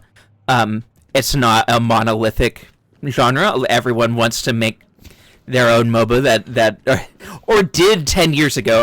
There aren't a whole lot of MOBAs still being made, but here we are with Valve doing that in 2024. Why not? I was surprised seeing the Pokemon Unite one a few years ago. Like, it was weird enough for me then. It's even weirder every year that passes. But yeah. So there was also briefly Heroes of the Storm. Oh, did it end up getting shut down? Yeah, I stopped before it ever got to that point. Yeah. So first off, fuck ActiBliz. For many reasons, some of them related to their games, many of them not. Fuck ActiBliz, don't support them. But yes, I also played Heroes of the Storm, and it was one that riffed on the formula quite a bit, and it actually became my preferred one for a while. And there is also Smite. There's a lot of MOBAs, and I'm not going to talk about all of them. Smite is one that I will briefly point at. Because it was the original third-person shooter MOBA. So anyone who sees this game is going to look at it and say, "Oh, it's just Smite." And to be fair, they might be right. I don't know. I never played Smite. I never even touched it. I never watched it. Like, it just didn't hold any interest for me at the time. So I don't know to what extent this is or isn't like Smite. I don't really care, because the game itself, it stands on its own merits and has been fun to me for being what it is. Despite it being a MOBA, which is still bizarre to me. It's bizarre to me that they could make a MOBA that I cared about in current year is a large part of it. That they could actually make a MOBA that I thought was fun and was interested in continuing to play is wild. They did it though. They did manage to do that. It has been holding my interest pretty well. HOTS was my jam. Dota and LoL were just too hard to get into for me. I played a lot of League. I never played Dota. I tried Dota. I played a lot of League, and then I played a lot of Heroes of the Storm once it came out.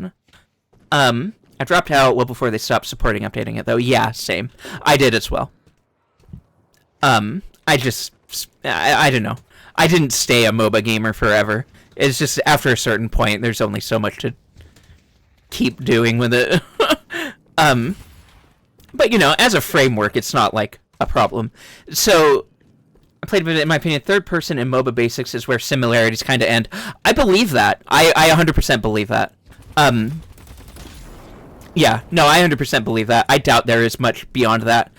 This is very clearly made with Valve's own experience of what they want from a Dota, a MOBA. I'm always surprised when I hear Pokemon Unite news. I honestly thought it would be gone quickly. I did too, but you want to know the fucked up thing about Pokemon Unite, Jess? You want to know the wildest part? It's good. It's actually fun. Like, if someone wanted to play a MOBA that was like League, etc., if for some reason someone was interested in playing like an isometric MOBA right now in current year, and they felt like, yeah, I kind of want to get into it. I'm seeing these now. Like, there's a couple that are coming in, and obviously the League has been so huge for so long, but it just seems so daunting to get into. If you just wanted to fuck around with one, pick up Unite. It is actually good. It is competent, it is interesting, and it's fun. I played Unite for like a solid month or two. I didn't stick with it because I had other competitive games that I was playing a lot at the time. Primarily Splatoon, also Final Fantasy. So I didn't stick with it because I just didn't really have space for another game of that nature that wanted my time all the time. Yeah, the fuck Pokemon Company. Where was the support? I have heard that Unite was fun. It is. Where was the support for Scarvy? I mean, it's not Game Freak, right? And yeah, so it's outsourced, so they can, you know, kind of just have it alongside their main shit, right? You know, that's part of the point of it, is that can just kind of be a additional steady income thing for them, right? Yeah, it's surprisingly good. It plays a lot like League. There's a lot of similarities to League. So if you are someone who has experience with League or HOTS or anything of the sort, you will be pretty comfortable with it pretty quickly. And anyone who isn't comfortable with those, it is Pokemon, and it's sort of designed to help you understand it. So genuinely, if you were interested in a MOBA, I would point you at that one. If you're interested in this, I would say go for it. If you can get because they need money, sure, yeah. Yeah, no. I know, but yeah, what can you do? They don't, but they want it, so what can you do? It's also on Switch and mobile, yep. Yeah, I don't think it's on PC, as far as I know. I mean, obviously you could emulate it, onto there from mobile, one way or another, but yeah. I played it on Switch. It was fun. It worked on there. There has to be something I can buy. So, yeah, here, let me just have reset hero, don't we?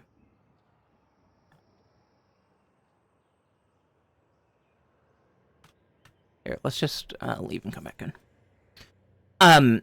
So, maybe I get it. I don't need more Switch games. Yeah, that's fair. It's free to play for what it's worth. Which is good and bad. It does certainly have the microtransactions and stuff. It has the battle pass. It's a MOBA, and it plays like a gacha, it is designed in some ways like gacha. But you buy whatever champion you want. It's like League. It's like the HOTS model. It's just you spend money on cosmetics, If you buy the battle pass, you also get some progress stuff. Yeah. It certainly can take your money if you want to give it to it. You don't have to. It's free to play. Anyway, enough about Unite. I will start going into. I will start. Let me sing you the song of info dump about this game's mechanics. So again, when we're talking about old school MOBA, these little guys, our creep, are a big part of it. There will be 3 lanes in a game. Or sorry, I don't know why I said 3 lanes.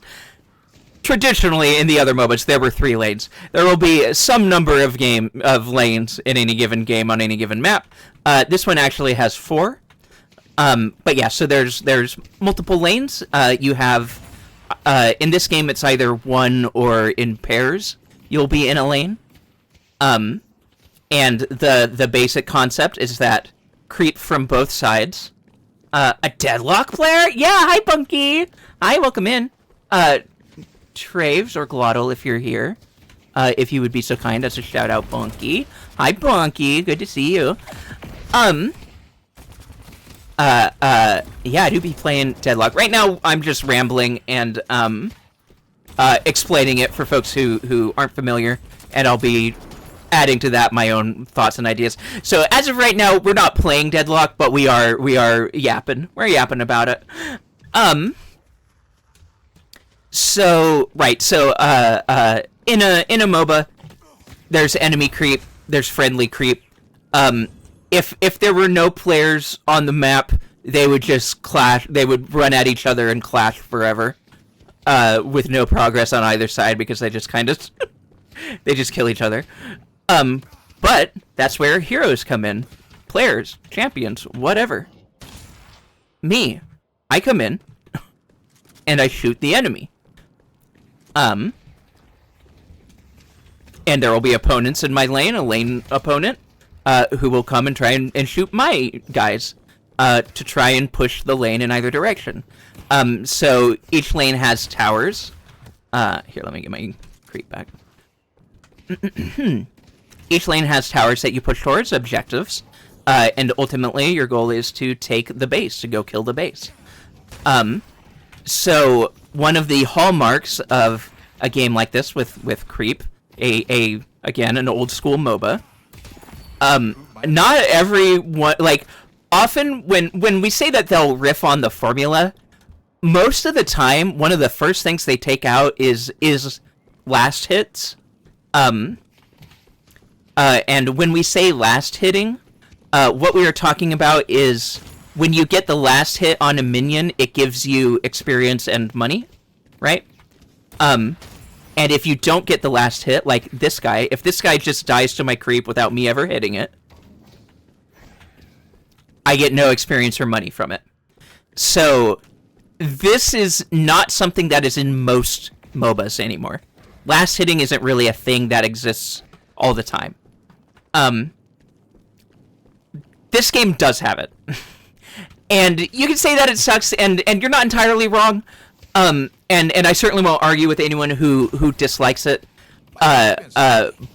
This game does a lot of things to make it feel a little more interesting, a little more accessible.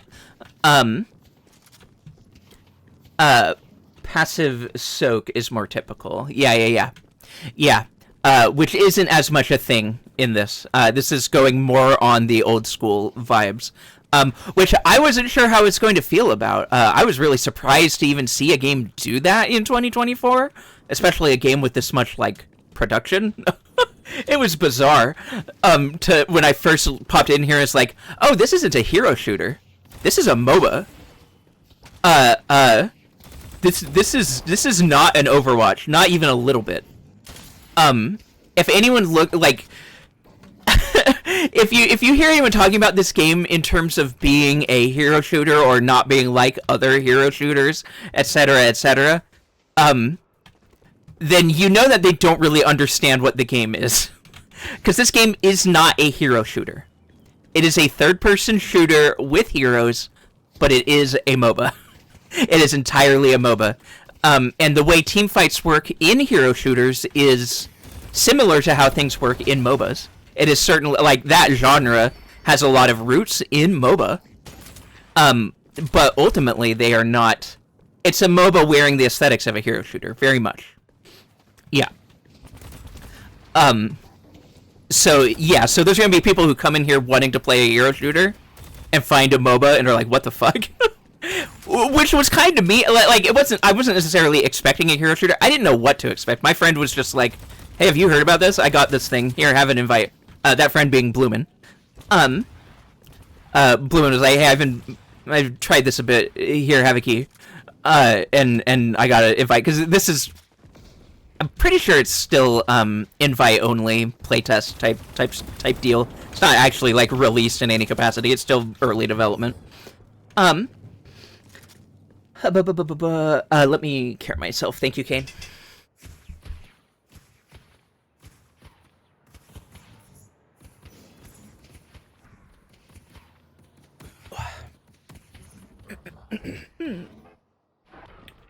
I really love people coming into Deadlock who hate MOBAs and complain about it like they were trying to not make it a MOBA. Like, there's a ton of hero shooters. Genuinely, it's not like a sparse genre. There's new hero shooters still coming out, too. There's, like, Marvel has one. Like, there's new hero shooters to play if that's what you want. This isn't that. It's not trying to be that. It doesn't want to be that. It isn't that. This is a MOBA. So, yeah, so last hitting being a thing is one of those most, like, technical aspects of it as a MOBA, and it's kind of wild to see it, but, you know, it being in a shooter, it kind of works to me still. Like, I don't hate it, because it just is, like, target dummies for you to hit while, like, fighting or avoiding fighting your opponent, who are also trying to hit your own target dummies. Like, for me, it kind of just works in that context of just, like, you have... It just gives structure to the rest of the gameplay. You know, you have an objective and things with which to position yourself around at all times in a game like this. You know, in a hero shooter, that is true, but it's just a lot fewer things. You will have an objective. You will have the payload. You will have the zone to hold, etc. This, you have creep, you have towers, you have jungle creep, which are, or neutral creep. And jungle is a term that originates in Dota, just being the areas in the map between the lanes. So these guys in this game are your neutral creep, your jungle creep. They just hang out and wait for you to come and kill them, and they try to kill you when you do that. So you can find those, and they'll give you their money and such. There will be things like these little temp buffs you can grab. There's these fucking things, which are kind of rad. They're just little golden statues that you can find around the map. You punch. Sometimes they have a little buff, a little permanent buff permanent for that game. Just like little bits of stat bonus. And sometimes, you know, boxes will have souls in them. Souls are your money and your experience. They combine both into one thing here. So when you get money, it counts as getting experience. And then you get ability points after X amount of money. And you can level up your abilities here. These. And you also get money to buy items from the shop. And you get that by last hitting creep. And an element that Bucky brought up, the little orb things that pop out, that is something, that is a denial mechanic, which is, I'm not sure if it's in very many MOBAs outside of Dota 2. I've only really ever known of denying being a thing in Dota 2, but it's possible that others have picked up on it. I'm not sure, but this has it, which was wild to me. Ice Frog, Dota's lead designer, is involved with this game, so I'm not surprised this game keeps the old bones of MOBAs. Yeah, interesting. Hi, Polycrisis, welcome in. Yeah, no, that makes sense. Yeah, like, this is straight up... Like people have been calling it Dota 3, which... I don't know how real that is, but sure. Like, it's certainly, it's certainly still very much a MOBA, and it has some of Dota's DNA, right? So the little orbs that pop out are extra experience and souls. So you get some just for killing the thing. I think. Is that true? Maybe that's not true. Not even sure. But like, so if you just leave it alone, it'll explode and you get the experience and money from it. But if your opponent shoots it before it naturally explodes, they will get that experience. They will be able to steal. Yeah, people desperately want Valve to count to 3. It's not gonna happen. Stop waiting for it to happen. Stop trying to make it happen. They won't do it. Yeah, so when you kill a creep, your green orb will pop out, and you want to secure it. You like if you're laying against opponents, they will try and shoot your orb. So when you kill a creep, you can choose to shoot the orb that pops out of it in order to secure it for yourself. Your opponent will also be trying to shoot it first to get it for themselves. That is also true. We haven't gotten there yet. There's a lot of mechanics here to explain. But yes, you're right. Yeah, so you shoot the orb to secure it for yourself, and in so doing, you can deny it from your opponent. Green orbs are your orbs, like from killing enemy creep. Orange orbs are your enemy's orbs that pop out because they killed your creep. So when you see an orange orb, it's an opportunity for you to steal resources from your enemy, right? And your green orb is that for them. So you kind of want to try and be making sure that you can secure that for yourself. And there's a couple ways to do that. Polycrisis does mention one of them. And otherwise you're going to be shooting it, right? So it brings into the game. This is where it started getting the worms into my brain. Is that the fact that this is a shooter with ammo. It's not limited ammo. It's just you run out of ammo and then you reload, and then you have infinite ammo.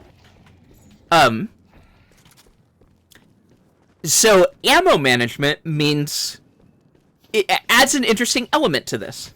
There is no like mana or that kind of resource that limits your abilities or your shooting or anything.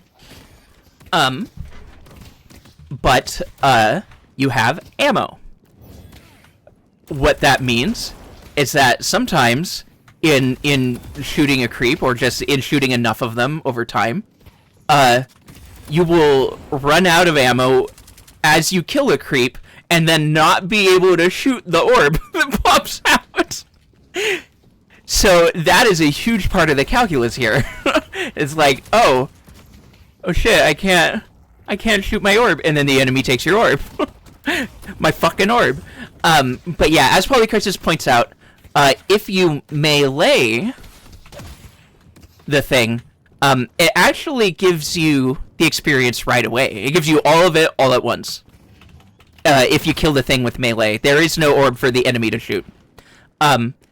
That, of course, requires you going in and hitting them. That can be very risky, depending on your character. It can be not ideal to give up your positioning in that way and to risk getting shot by the opponent. But sometimes there isn't very much risk involved. And in those cases, you can just go and do that, and it can be ideal. But it really depends. And then, obviously, if an opponent just isn't nearby, you can just let the orb explode. And you don't need to worry about it. And of course, if an opponent isn't nearby, then your creep won't be producing orbs for you to steal. Because creep killing creep does not produce an orb, but oh well. You get your orbs for free. Which is nice. My orbs! Yeah. Oh, the homo emote. The homo pathetic. um, yeah, so that's sort of like the brunt of it as far as like the fiddly bits on the mechanics of a MOBA, right? Like in terms of your moment to moment gameplay, it's kill the little guys, kill them enough so that your guys can overtake them and stack up and can help you fight the tower. So, oh, I have all my little guys. Now I can come up here and shoot at the tower. The tower is shooting at my little guys. If I get close to the tower, it'll shoot me first instead. And fucking punch me if I get into melee range. So, you know, killing your opponent's creep faster than they kill yours, or killing them and then pushing them out of lane by shooting them a bunch, making them scared they're gonna die, or just killing them, allows you to kill all of the creep, push forward with your creep, and attack the tower. And that is ultimately your goal. You're kind of doing that rinse and repeat until you can go and kill the enemy base. You're about due for a piss. I don't need a piss. I do actually need more water, though. I might need to piss when I get it, because that's a whole bottle of water. I've just been talking a lot. I'm gonna go get more water. And I may need to piss as well. I'll just go ahead and make it a proper BRB. But give me a moment. I will get there. In just a moment. Yeah. Yeah. Yeah. Actually, it's good enough time. Because I was gonna start talking about items and stuff, and we'd be really getting into it. So let's do that when I get back. Let's do that when I get back. Because I've got lots of... Yeah, Moobot? Okay. Honestly, Infernus is pretty... it's pretty silent. Got fire for you to smell. Okay. Okay. BRB. Yeah, cool. That's the one. Let me throw on our fun music again.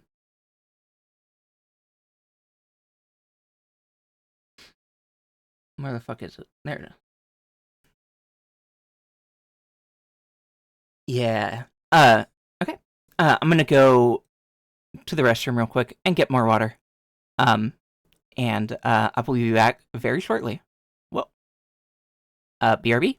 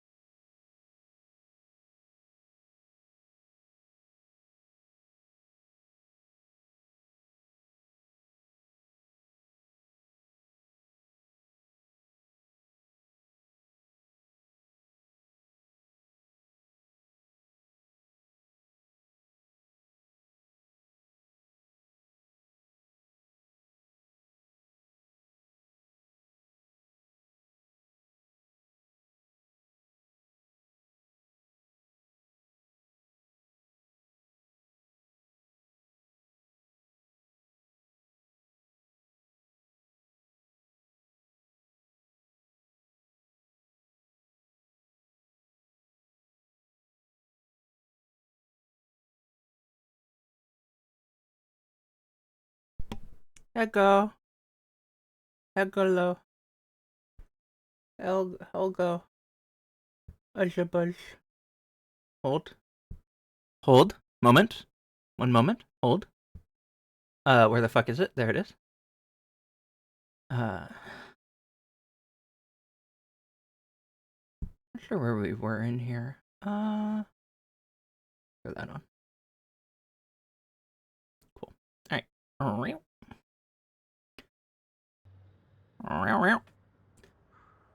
Hello. Hi, Damskis. Good to see you. Welcome in. It's me. As a fucking bean bunny animal. That's me. That's who I am. I'm Bean the bunny animal.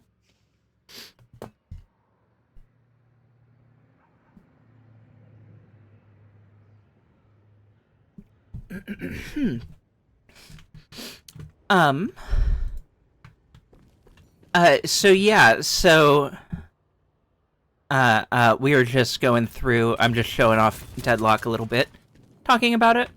It's really good to see you, thank you. It's good to see everybody, it's good to be back. I'm having a good time. I appreciate it, thank you. It has been rough. It's been a rough few days.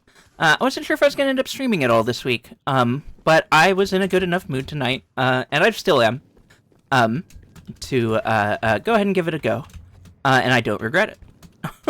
It's been really good getting to just chat with folks again and talk about things that's been going on with me, mostly just the thoughts I've been thinking. But yeah, it's good to have you. We've just been chatting about the video game. We've sort of talked about all the structure here. It's a MOBA. You have creep. You last hit them. You get money from the creep. That money also adds up to give you ability points. You use those ability points to level up your abilities. And you use the money to buy items.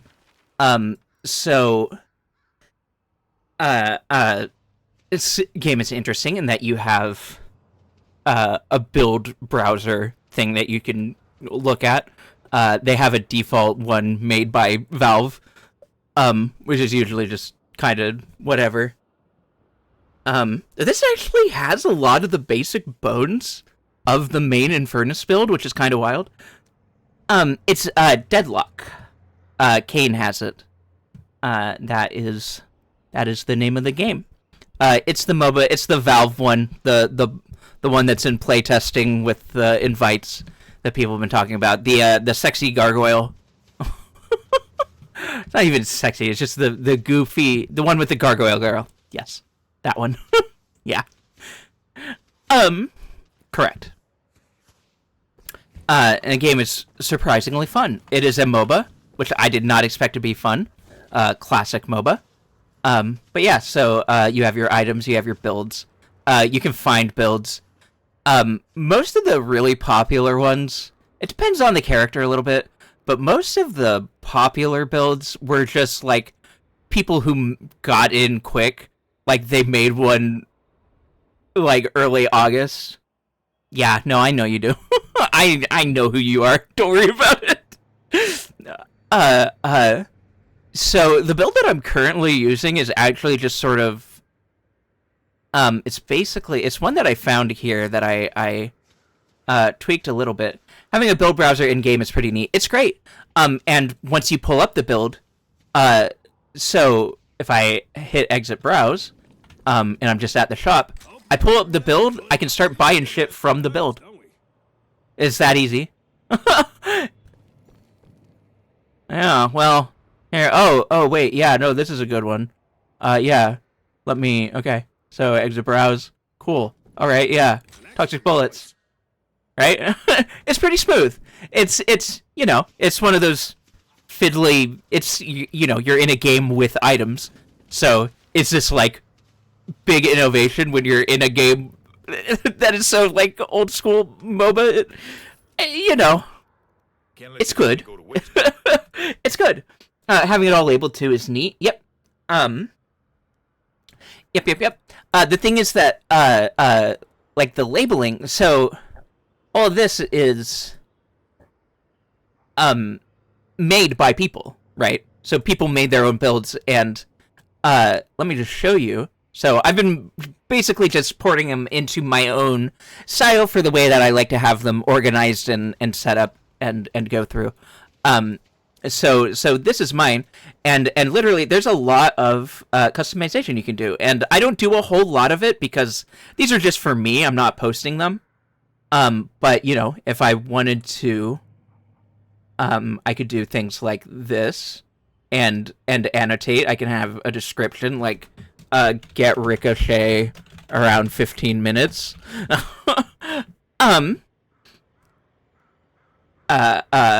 There you go. And this is the type of stuff that people are doing. You can customize this further, have it be, look like that. Boom. Make this fit in there properly. Maybe. Oh, it's a big one. Anyway. You get the idea. It's not like incredibly polished, like great, perfect layout and way of working with it. Having a grid of some kind would be nice, but again, it's early development. It's I don't expect a feature like this to be fully fleshed out. The fact that it's here at all is pretty cool. And I like it.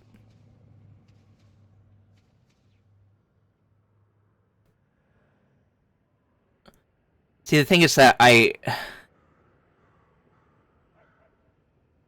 I'm so autistic, and possibly other undiagnosed things, that I can't just leave it like it has to be the right. It's so hard. Like I need them to give me a grid because I can't leave well enough alone. And saves people having to search up wikis. Yeah. And those things could still help, but yeah, you can annotate all of this. I could literally put an annotation in here, like, if I didn't want this here, it just would say, like, by left to right, and then under Ricochet, I could put, really good try to get by about 15 min. Annotation, boom, annotation, now it's on there. Really good. Try to get by about 15 minutes under the item tooltip. This bunny can fit so many symptoms. Real.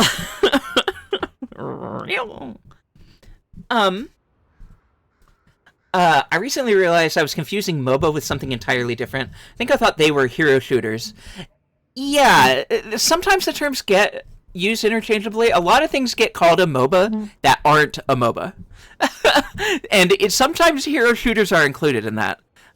This game looks like a hero shooter because it's a third-person shooter with heroes and abilities. And you do big fights, team versus team. So it looks a lot like a hero shooter. The thing is that it's a MOBA because it has minions that you kill for experience and gold, and items that you buy with that gold, to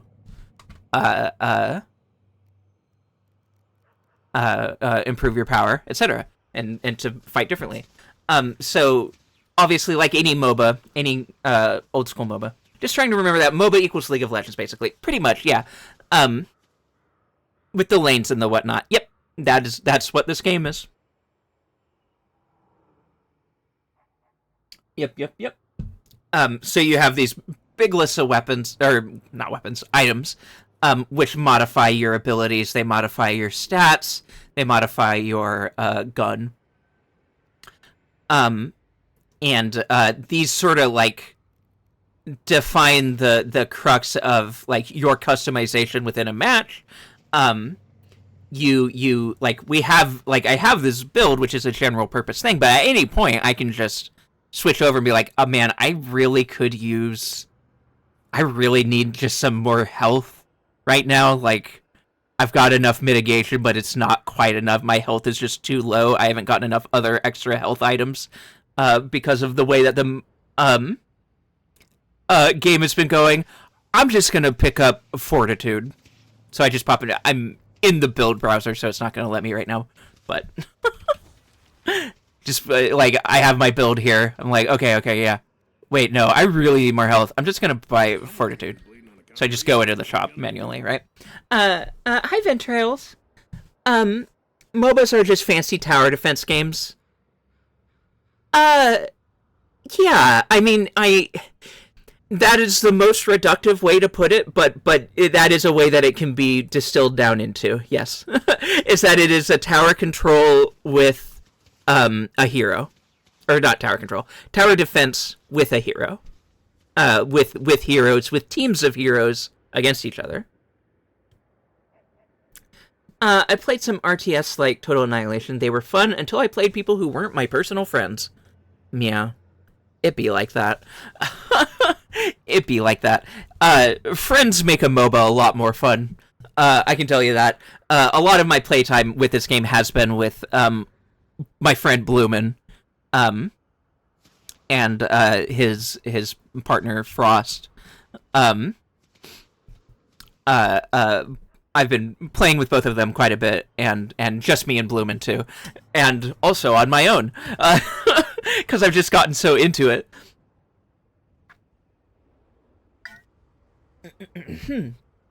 But yeah, it's a genre that is a lot more fun with friends than it is solo, generally speaking.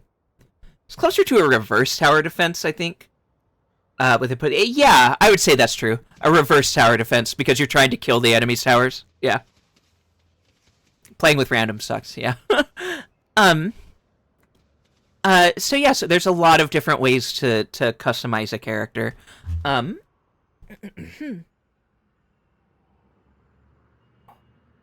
I am stretching, thank you, Kane. I will take a spit.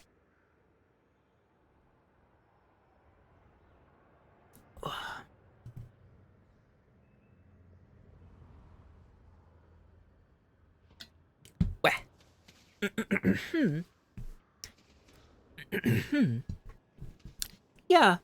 I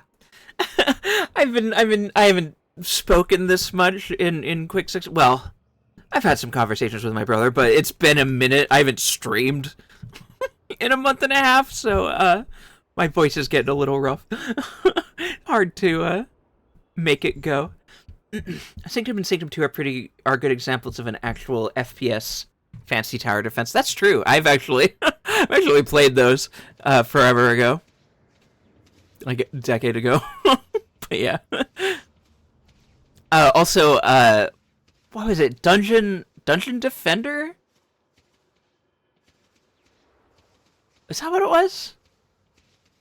There's some little Steam game that I played with friends a lot. You had like a little hero, and you go around like setting up towers and traps and stuff, and you could just shoot the targets too. It was cute. It was fun. Yeah. Anywho, this isn't that.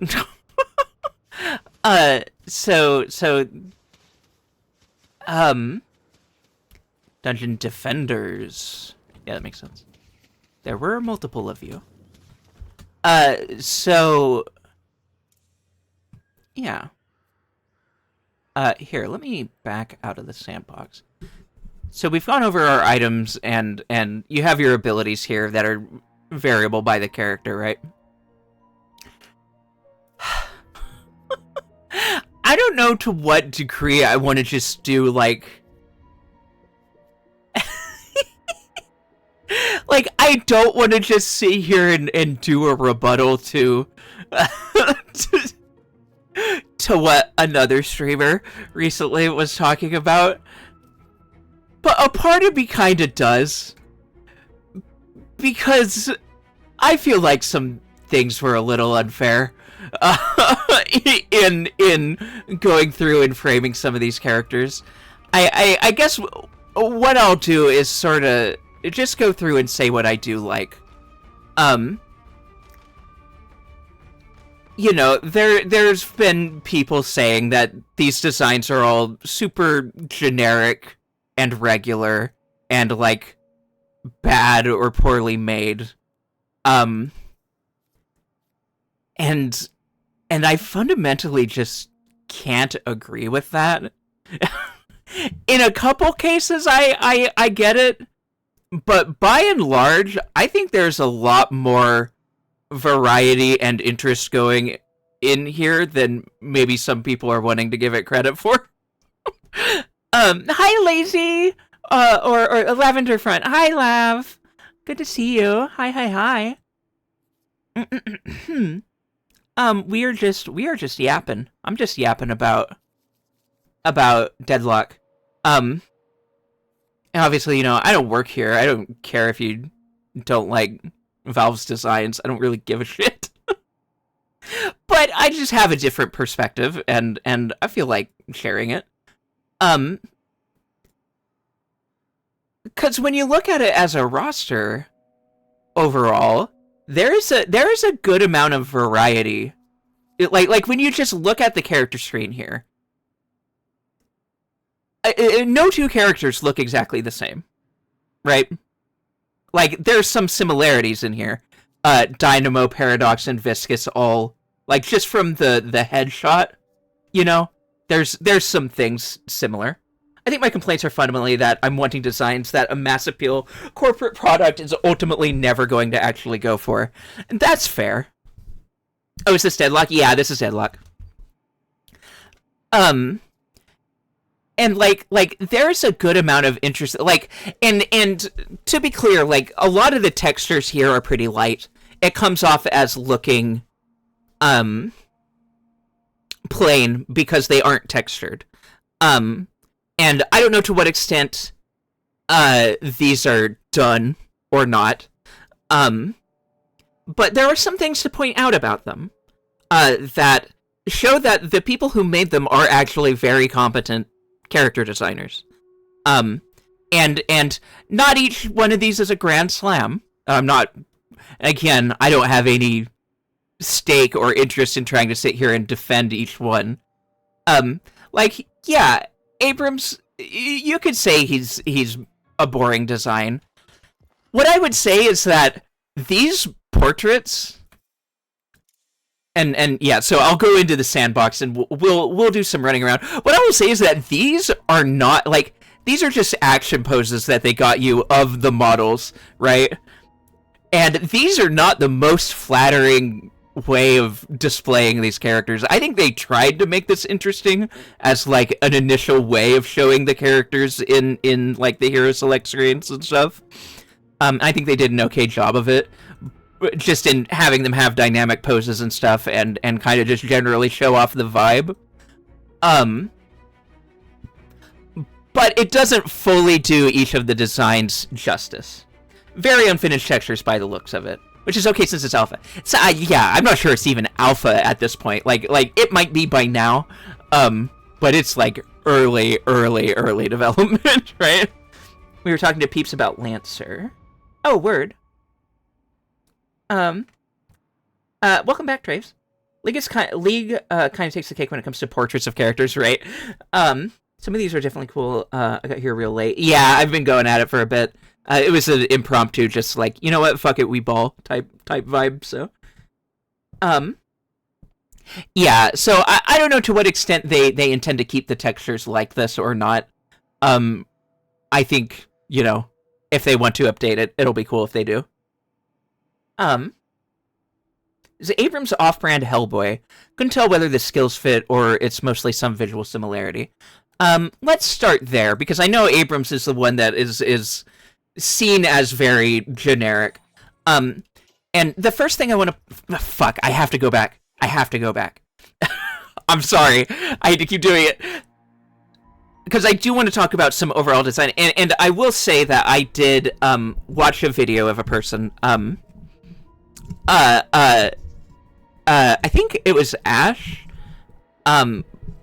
Posted a video, like, probably a week ago now, or maybe more, about from a character designer, a game designer, and character designer, like a professional character artist, critiquing Concord, and showing how and why those designs were all so awful and unsalvageable.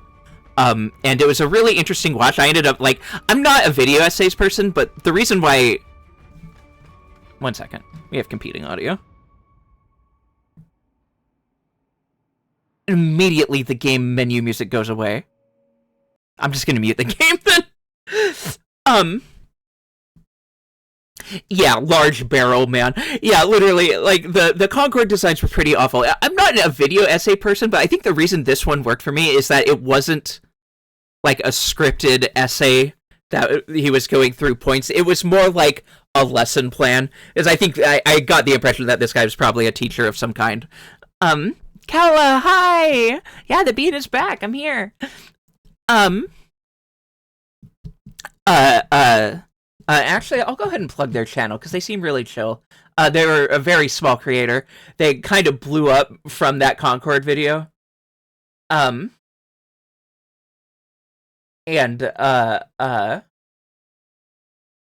it's kind of wild to see. I'll go ahead and just link their video, that is more relevant to me.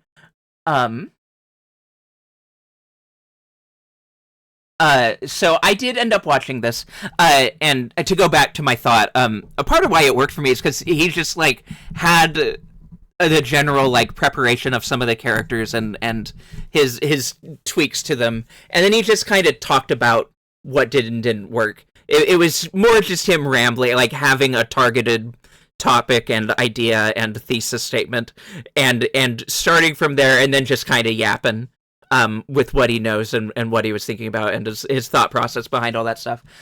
So I ended up watching all of that video about Concorde, and I ended up seeing one with the Deadlock characters, which is the one that I just linked, where he goes through and explains, or just kind of gives his thoughts on each of the character designs and stuff, and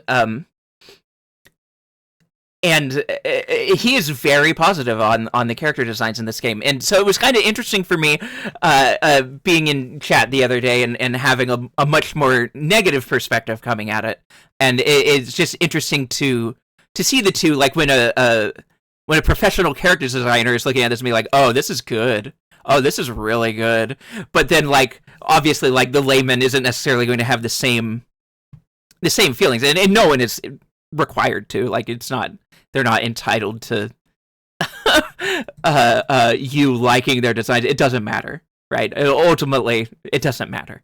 But it's just, we're talking about Deadlock. I feel like talking about this because it's a large part of it. It's the characters, right? The heroes, their designs. And I feel like Concorde was a hero shooter that Sony made that was really, really awful. It had like 600 players at its peak and was shut down within a couple weeks. It was like a AAA studio hero shooter that was dead in the water instantly. It was really bad. This is Deadlock. This is not that. This is Deadlock. So if you're interested in hearing seeing that video, I linked it in chat. I recommend it. I thought it was a pretty good watch, a good listen. And as someone who doesn't usually listen to video essays, it was easy for me to get into and stay interested in. But your mileage may vary. But some of the I want to just point out some of the key things that he ends up pointing out a lot of the times in there. So the color balancing on each of these designs is really well done. And obviously the professional artist has better ways of displaying or of explaining why that is. But the overall, just the color blocking and color matching throughout the outfits is really, especially when you cross compare it to Concorde directly, it's just night and day. And one of the points, have a good night, Jess. For 8 years and then shut down. For 8 years. That's wild. Wonder why they didn't hire a designer. Wonder why they shipped that like that. That's wild. So one of the things like a few of the things, and I'm sure you haven't seen it, but did you see the last video that guy uploaded? Um, I probably didn't watch whatever the most recent was. Um, oh no. Oh, I'll have to watch that and see what the vibe is. Because thank you for pointing it out. Uh, thank you for pointing that out. I did not see that. I'm curious if it's sarcastic or not.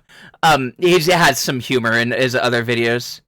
Uh, uh, so it's entirely possible that it's not a um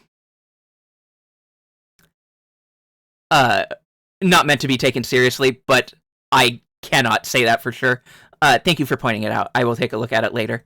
And if I need to rescind my endorsement, then so be it. I still thought that, the videos that I did watch were interesting and worth bringing up and mentioning and talking over. Obviously, I don't necessarily endorse the person or their views if they are cringe. I don't know. And I apologize if so. But regardless, I still want to continue on about this topic. So these models, these designs, and what we have here for the portraits here are just their in-game models set into action poses. And each of these models is intended to be seen in the video game in movement under lighting. Right? Lighting is one of the things that he kind of talks about a lot in that video, and sort of like hearing about that and then looking at these designs, you can kind of appreciate like the dynamic lighting that they use for each of these and how it affects how the design comes across overall. Like you have this very this is one of the plainest designs in this. But because of the lighting, because you have a dynamic lighting source, you have a cool light over here, it is highlighting this and making this a more dynamic, bright, and interesting blue.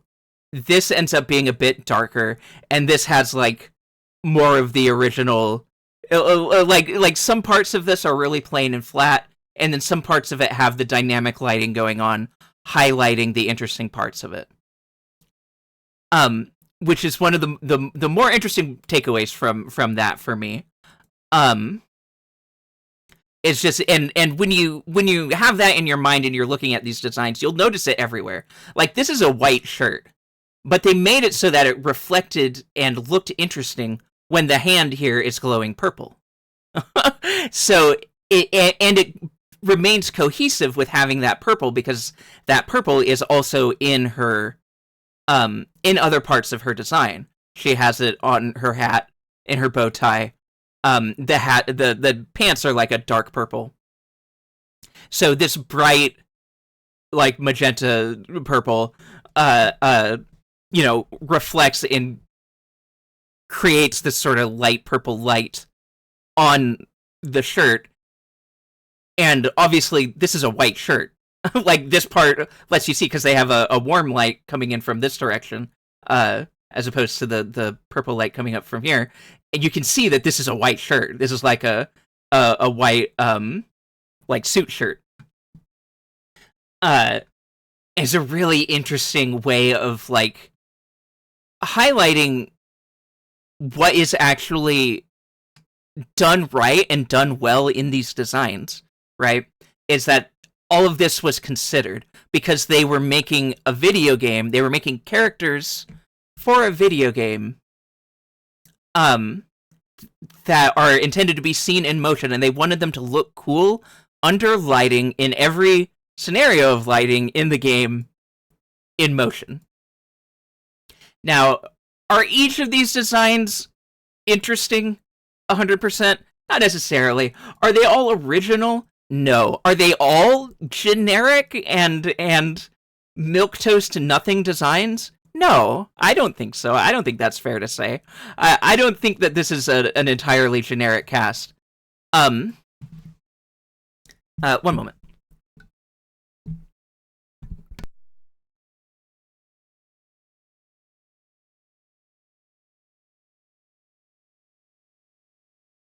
I just needed to drink a lot of extra water. Thank you, Glottal. I did the water. I'll do a stretch. And I might go get more water shortly. Yeah. Sorry, the yuhs are going to be kind of low energy right now. I'm getting a little worn out. I got to rebuild my stream stamina. But we'll get there. So, you know,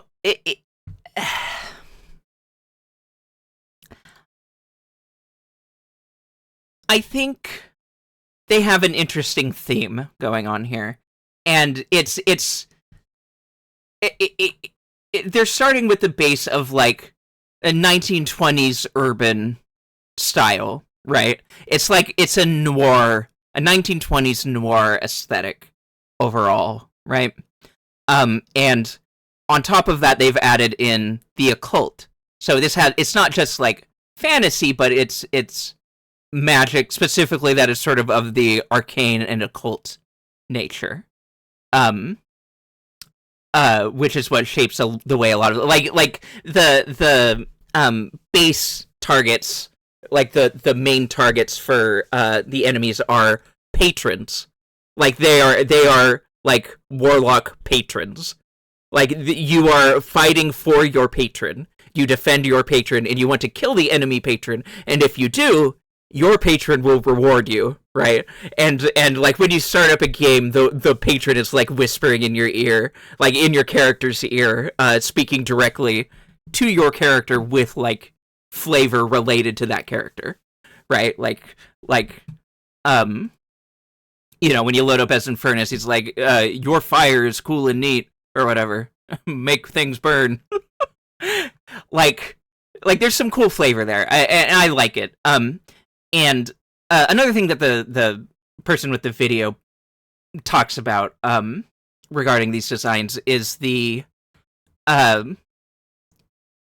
is the idea of evocation, like evoking something. It's like calling back to a cultural, sort of like a reference, but it's just things that are in our culture that we kind of have a shared understanding of. Like yeah, the noir detective guy. We know what this is. We see him. He's a noir detective, hard-boiled detective guy, but he's also a demon because he's been corrupted by the arcane occult magic.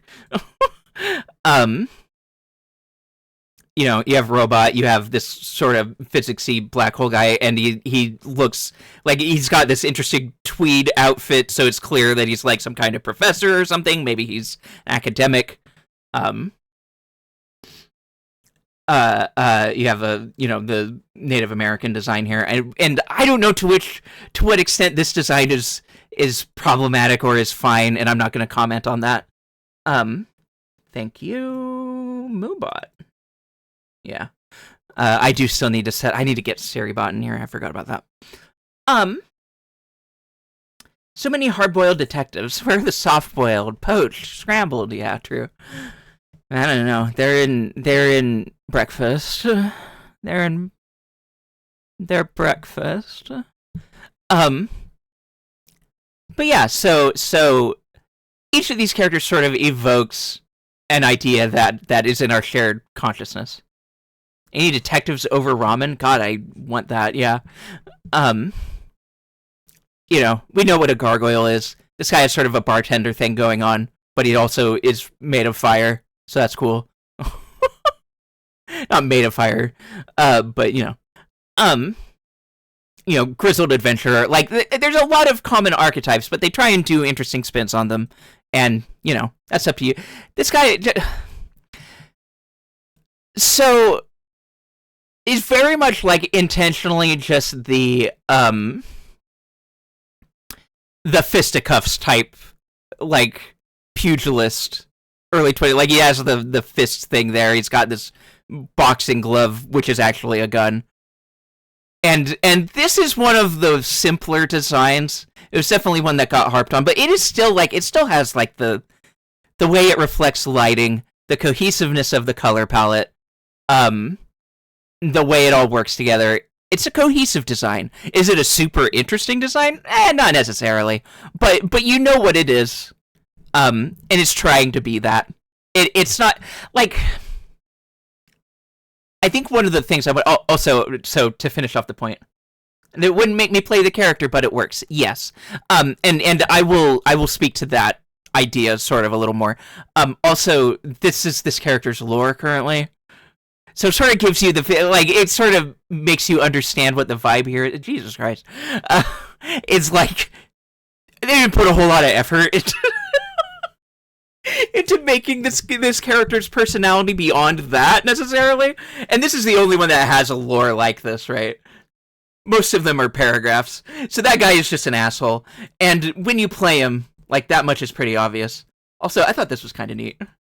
That the character named Yamato, who is clearly a Japanese character, is written entirely in Japanese. And all of her voice lines are in Japanese, not translated. It's kind of funny. Looks like that character from Street Fighter. I believe you. I haven't seen it. Or that is to say, I don't know which one you're referencing. But yeah, so this guy's just an asshole. And we go into his sandbox. Oh, actually, wait, yeah, here you go. Hold on. Let's turn up the volume a bit. Oh, right, I have the game muted. I'll mute the Firefox audio instead. So it makes it a little more obvious. Yeah, I can do it on the ground, but it's like 100 billion times cooler when I do it midair. Like, part of why I felt a little on the defensive about a lot of these designs and these characters is because the voice acting and the animation, honestly, adds a lot of personality to otherwise, you know, I get some aspects of these are kind of bland. You can point at it and you can say it's bland. And I wouldn't fault you for doing so. To sort of drive home the point that I was making about the lighting, like, look how well this sort of just adapts to each lighting environment. Even these ones with, like, the really stark extra lighting. Like, it still works under that, right? Looks like, oh, Dudley! Right. So here's how this works. I fly in, boom, then I kick him in the face. Right, like... Perfect cardio, perfect form, perfect hair. Like, he's an asshole. Like, that was his lore, is that he's just an asshole. And if you listen to him, you get more of an idea of what kind of asshole he is, but he's definitely an asshole. No one runs from me. Every time they think they're safe, I'll be ready to fly in and finish the job. They'll try to stand up to the lash, but it's not gonna go well for them. Well, let's go ruin their lives. He is an asshole. They get too close, they'll regret it. There's nothing like making someone feel helpless. Like... This'll stop anyone. God, that was kind of fucked up, actually. I don't like that one. I didn't know about that one. Bro, chill out. Oh, right, okay, so... Right, so some... A general thing that I would say as sort of my defense... Yeah, that was a little, like... Chill out, friend. Jesus Christ. What I would say, as a general defense, is that there is a difference. Oh, he just said, I like to make people feel helpless or something like that. I don't know, it's kind of, it's just... It's not, like, explicitly awful, but it's not a good look. It's not... Yeah, it's pretty bad. Yeah, anyway, I'm not gonna dwell on that.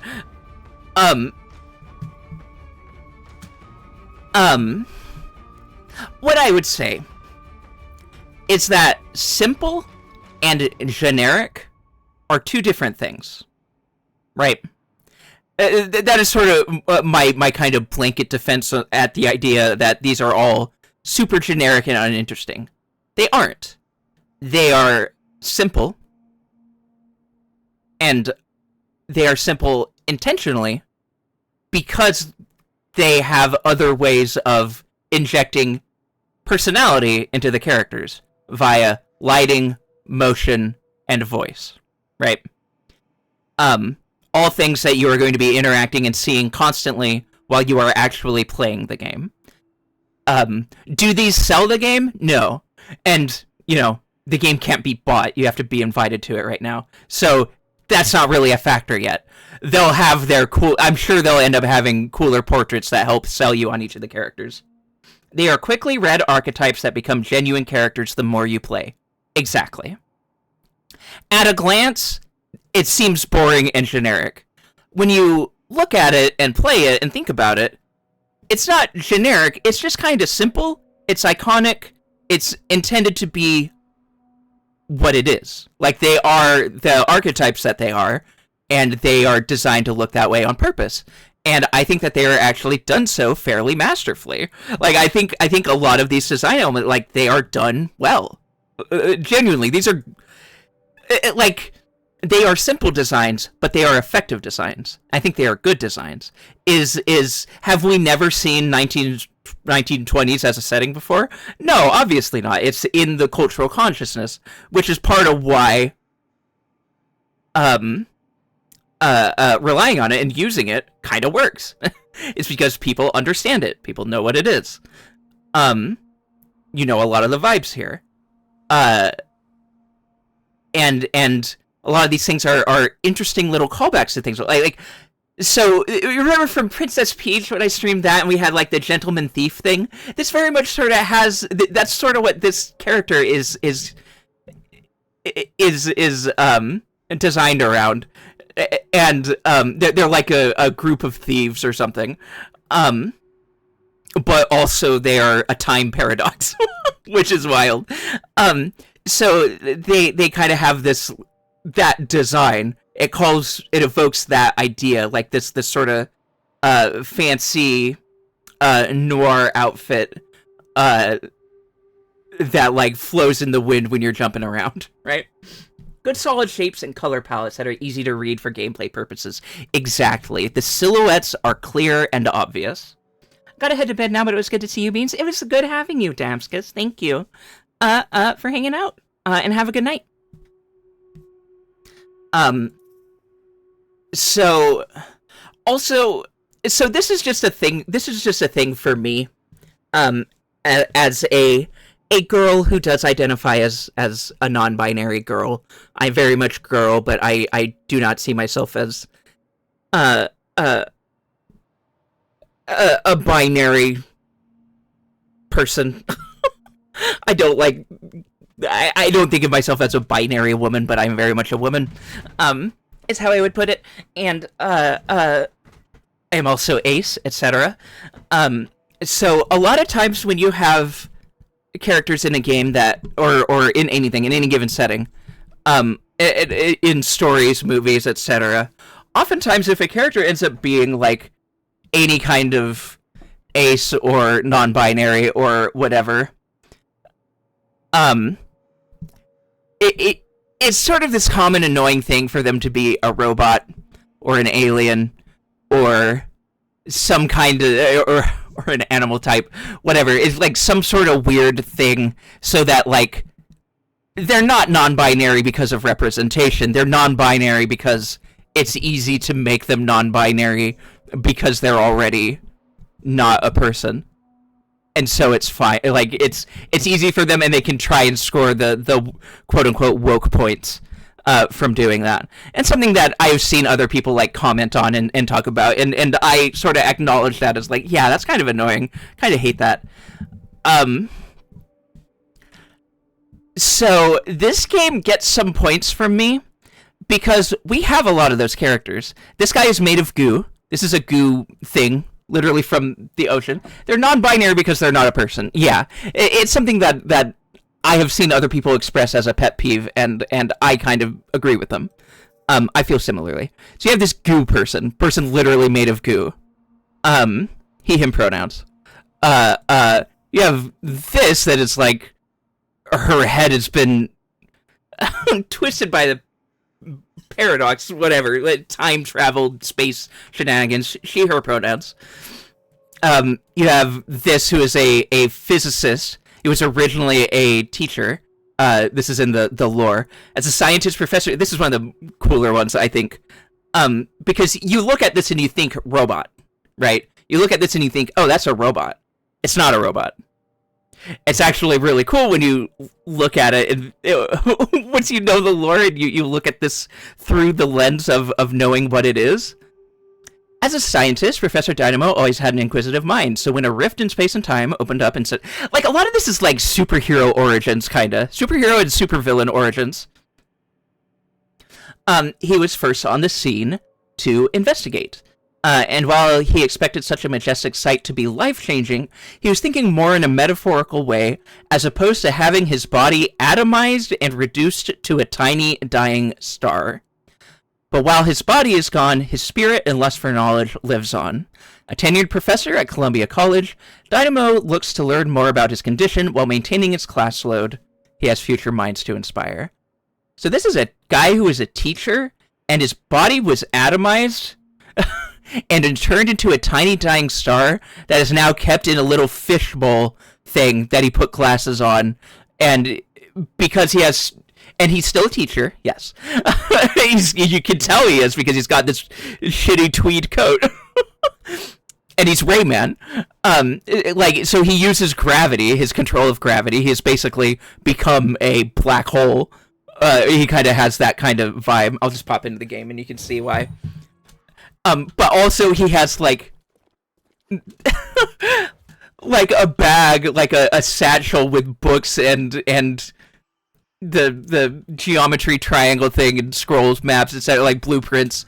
Like, he's a teacher. But also, he's a dying star. So, like, his abilities... He can teleport. This is just a knockdown thing. He's a heal. He's a healer, by the way. The dying star man is a healer. Why not? I'm sure there's some justification. I don't know. Some of his voice lines probably hint at it. I think the idea that he can reconstruct around himself and reconstruct things around him. And then his main thing is... He just creates a black hole that sucks people in and explodes. Like, it's all flavor that ties into it in the game. And at a glance, it's a robot. And it's fair. It's fair to see that at a glance and think that. I'm not saying otherwise. Not a criticism of anyone's criticisms.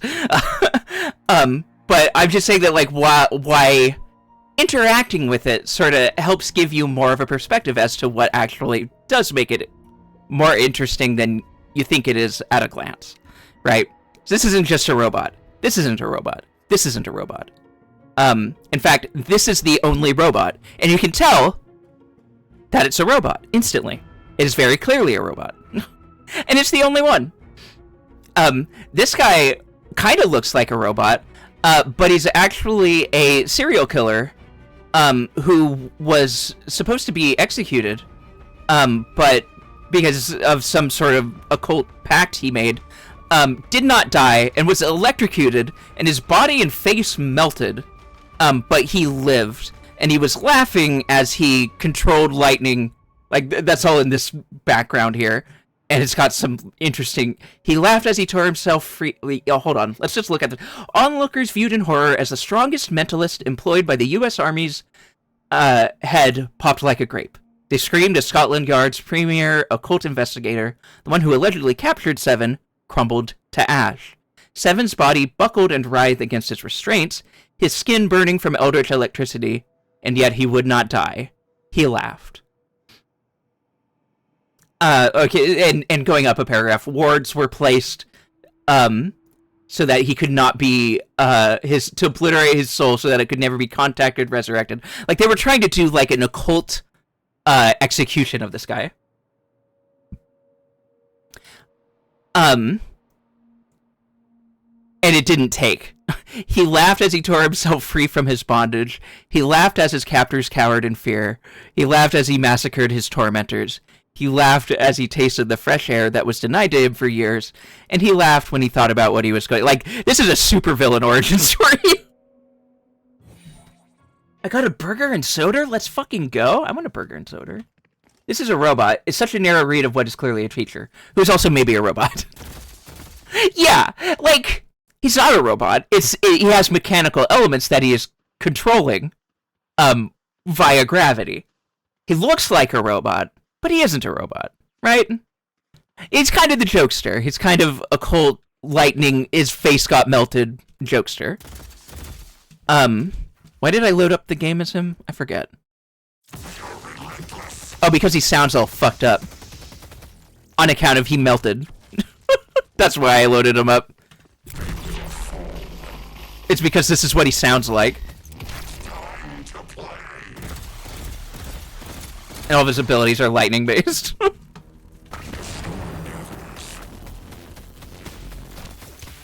And like, this really evokes the lore that we just read, right?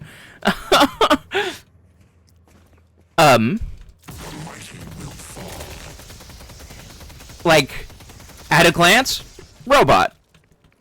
When you play the game, if you care about reading the lore, which you don't have to, but when you play you don't even have to. When you play the game and you just look at him a bit more, you see the inmate costume, and you kind of get the feeling of the flavor from him. He's like a little freak or something, yeah. Right? Vader Junkler, yeah. I don't know. I think it makes the character more interesting than it would seem at a glance. That's ultimately my point. Oh, I forgot that I had another point that I was making. Because I was talking about how we have a fucked up thing, he, him pronouns, teacher, was actually a person. Etc., etc., talking about pronouns.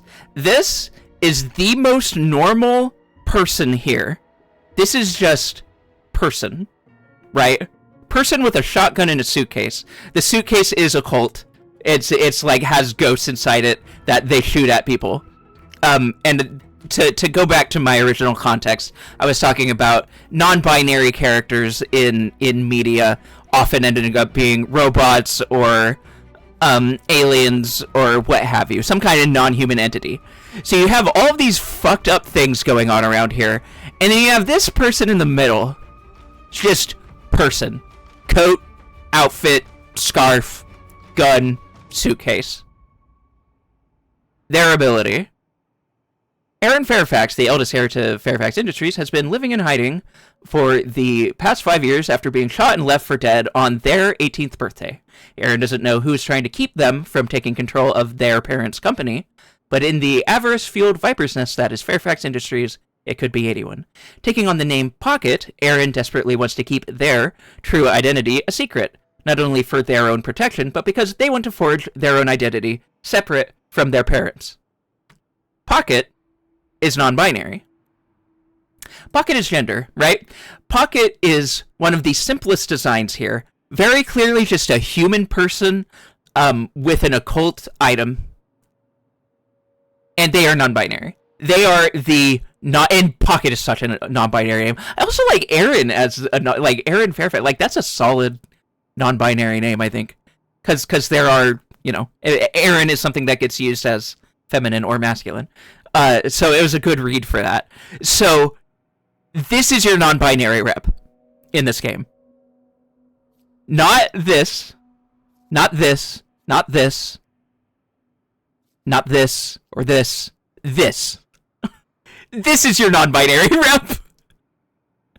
And I give it points for that because of what I was talking about earlier, about being annoyed when this is your non-binary rep, or this is, and not this. This is your non-binary rep. It's just regular person. I love it. I love it. Yes, Warden is just cop. Warden... Fuck Warden. Hey, Cab. Someone on staff was like, we need to not do that. Someone thought about it, clearly, right? Someone had that recognition and realization. And they are front and center, a good place for human in this setting, right?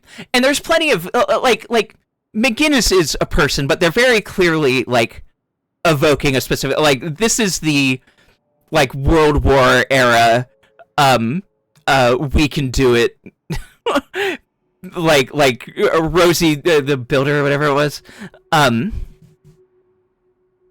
Rosie the Riveter, right. We can build it, etc. And she makes turrets. Synapses have fired at Valve. They put some thought and care into these characters and their designs and their lore. More so than you would think at a glance. I'm out of juice. I think I gotta head to bed. Glad you're back, Bean. Love you, Bean. Thanks for stream, Bean. Have a good night, everybody. Thank you, Traves. Likewise. Love you. Thank you. It was good to hang out with you again as well. And I hope you have a good night. She is that mechanic woman on that one propaganda poster. Yeah. And that's pretty much what she is. Like, she works for Fairfax Industries, the company that Pocket was the inheritor to.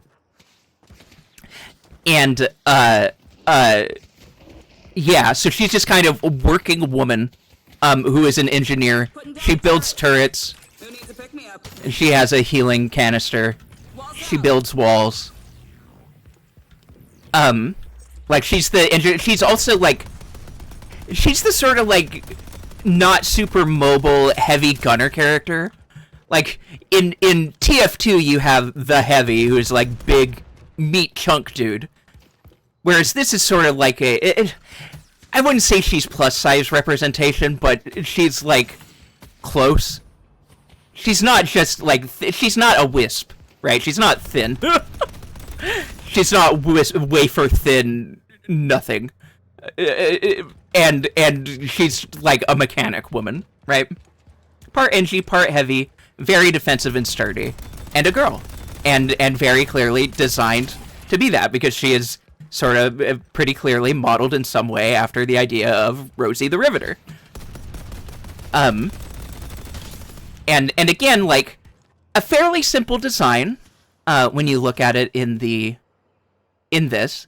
It's girl, a woman, engineer outfit, padding, hammer, gun. But, like, it all comes together fairly well, especially in the game, the way things move, the lighting, and just the fact that she is that character, and she is a woman, and she is sort of allowed to be, like, the butch version of the TF2 heavy plus engineer, right? I just kind of love that. And she's one of my favorite characters, incidentally, to play. On account of the turrets get kind of fucking broken when you can make items for him well. Point defense type. Yeah, exactly. Let me see if there's any messages I missed. Yeah.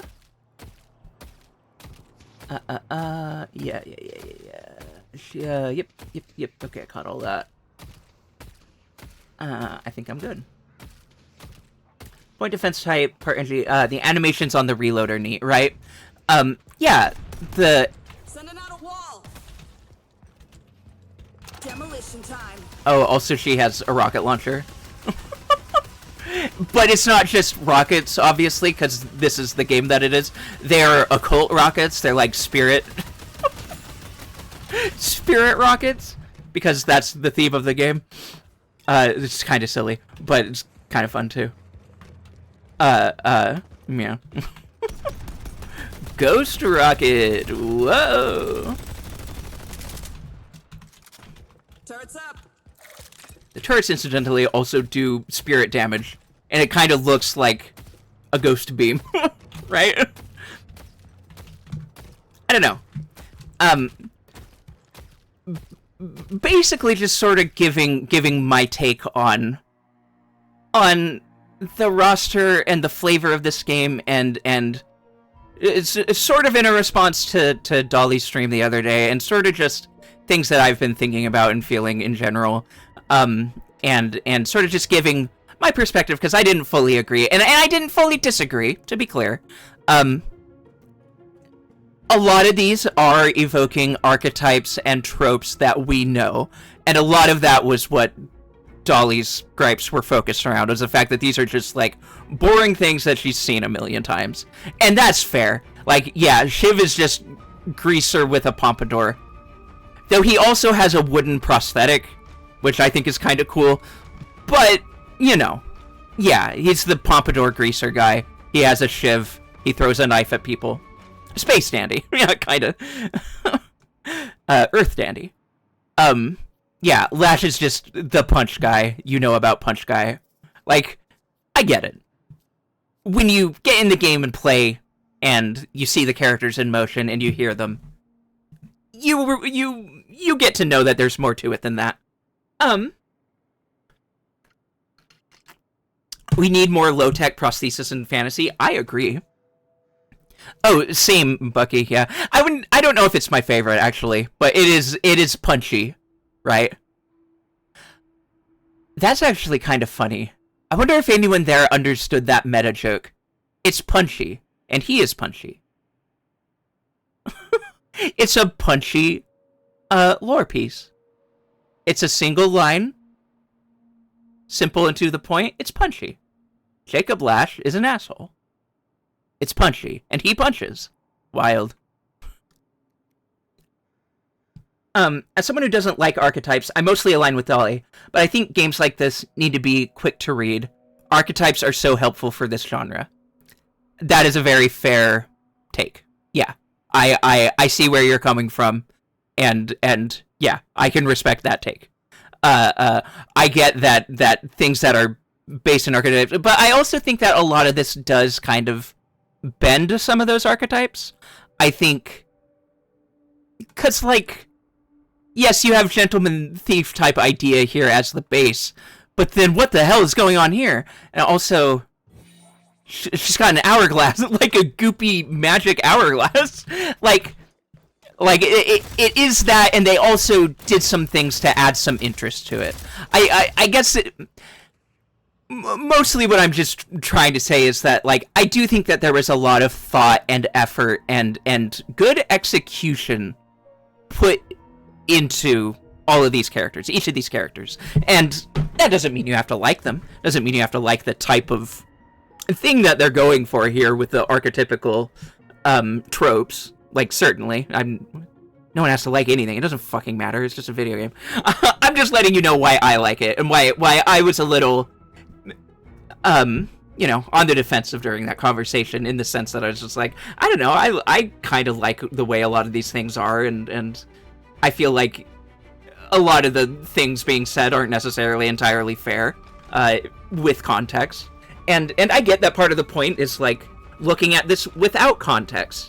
Just, like, at a glance, without context, is this interesting?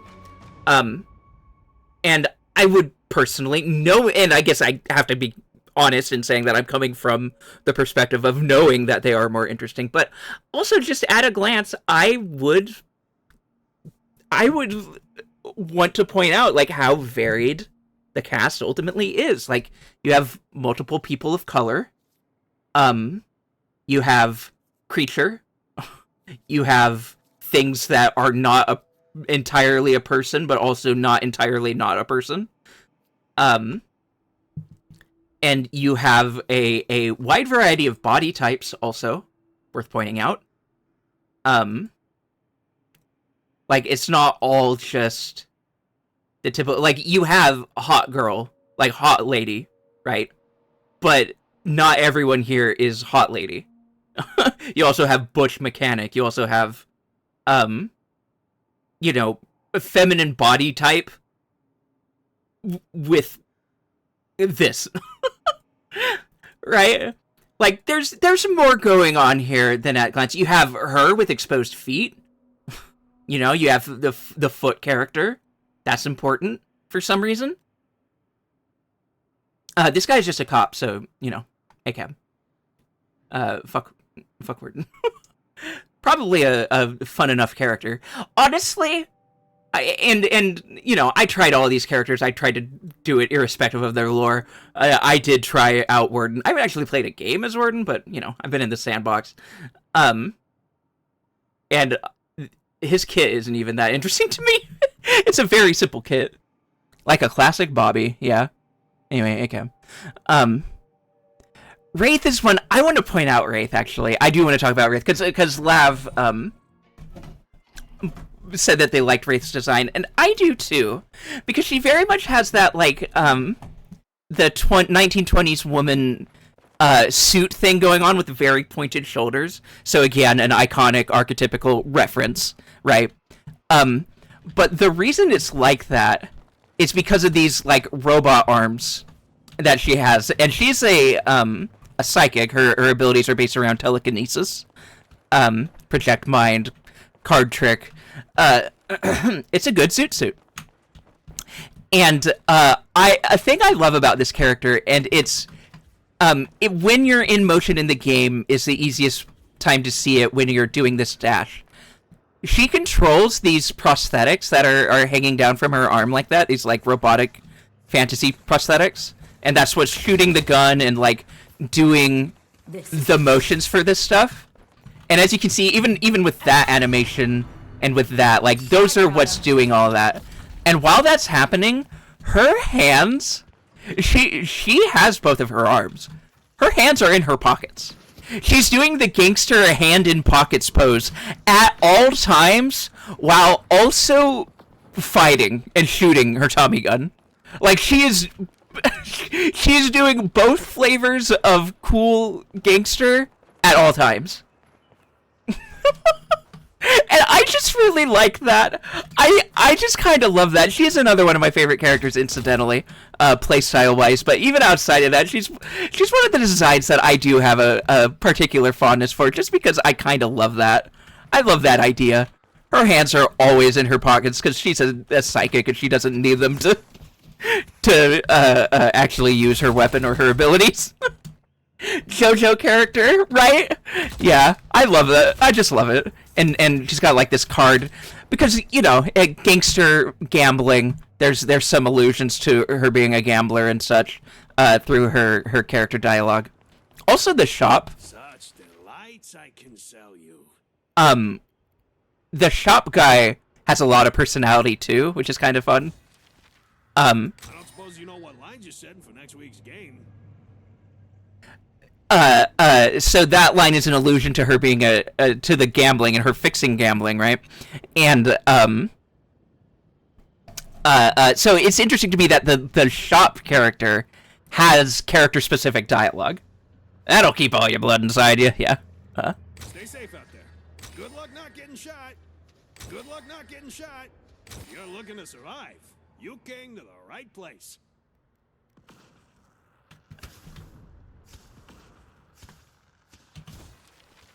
Ah, the old New York tuxedo. One degenerate gambler to another, good luck. Oh, my friend, you just upped your survivability by at least 30%. A little protection goes a long way. Come back if you need anything else. Someone's gonna be bleeding on the concrete, and it ain't gonna be you. Stay 2 steps ahead of death, my friend. Swing by anytime. My friend, survival is paramount. If you're looking to survive, you came to the right place. Anyway, I wanted to get the blood inside you line, but it didn't happen. But yeah. Anyway. I'm probably going to start wrapping up soon, but those are sort of my thoughts. That's my combination info dump about the game and what type of game it is, and also info dump on the characters and their designs and my opinions about them. Combination rambled stunlock. Let me actually firstly I will address that, Bucky. Real quick, I'm just gonna leave it on the screen even. I'm gonna mute real quick and run get some more water because I do need to take an extra drink. I'm not gonna take a piss break right now because I'm gonna wrap up and I'll try not to linger too long.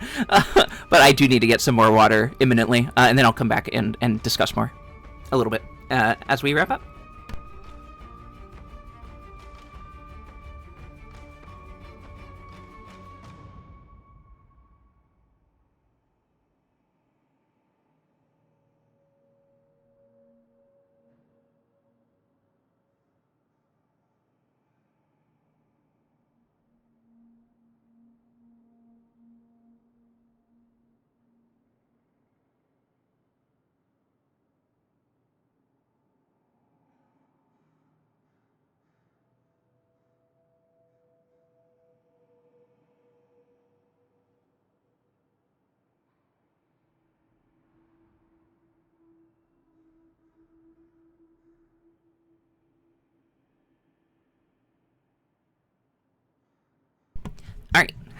I'm back.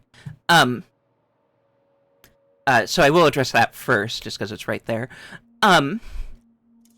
Y'all know me. I don't know if you know this about me, Bucky, but I like to play every character. I like to try every character at least to understand every character.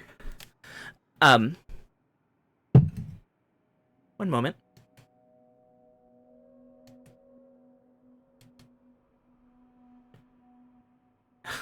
I accidentally hit the mode switch on my headset.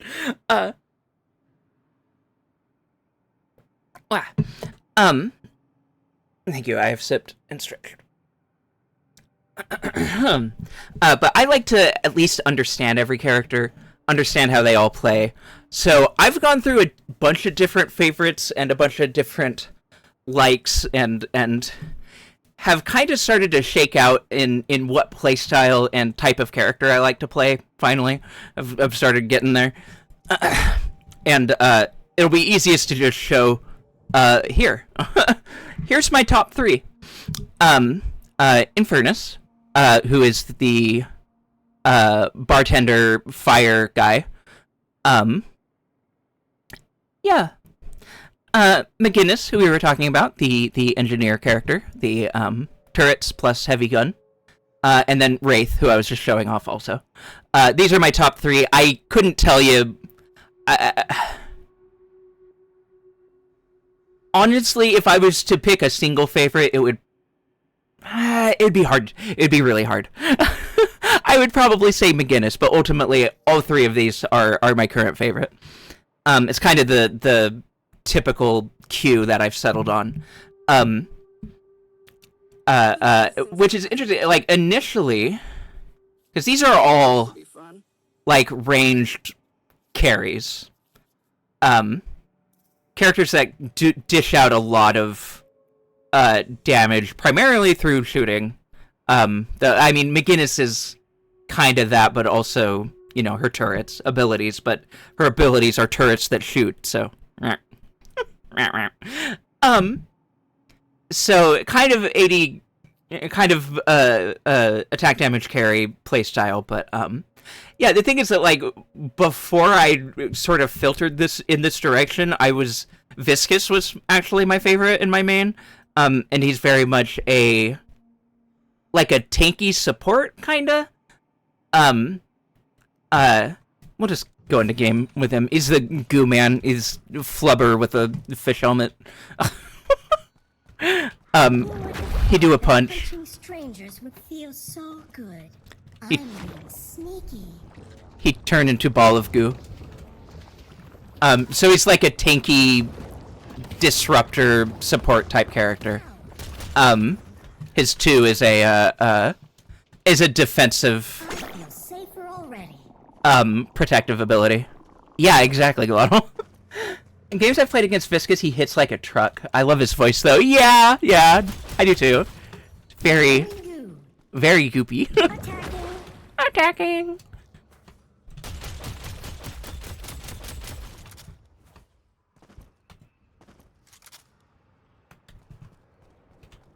This is going to be messy.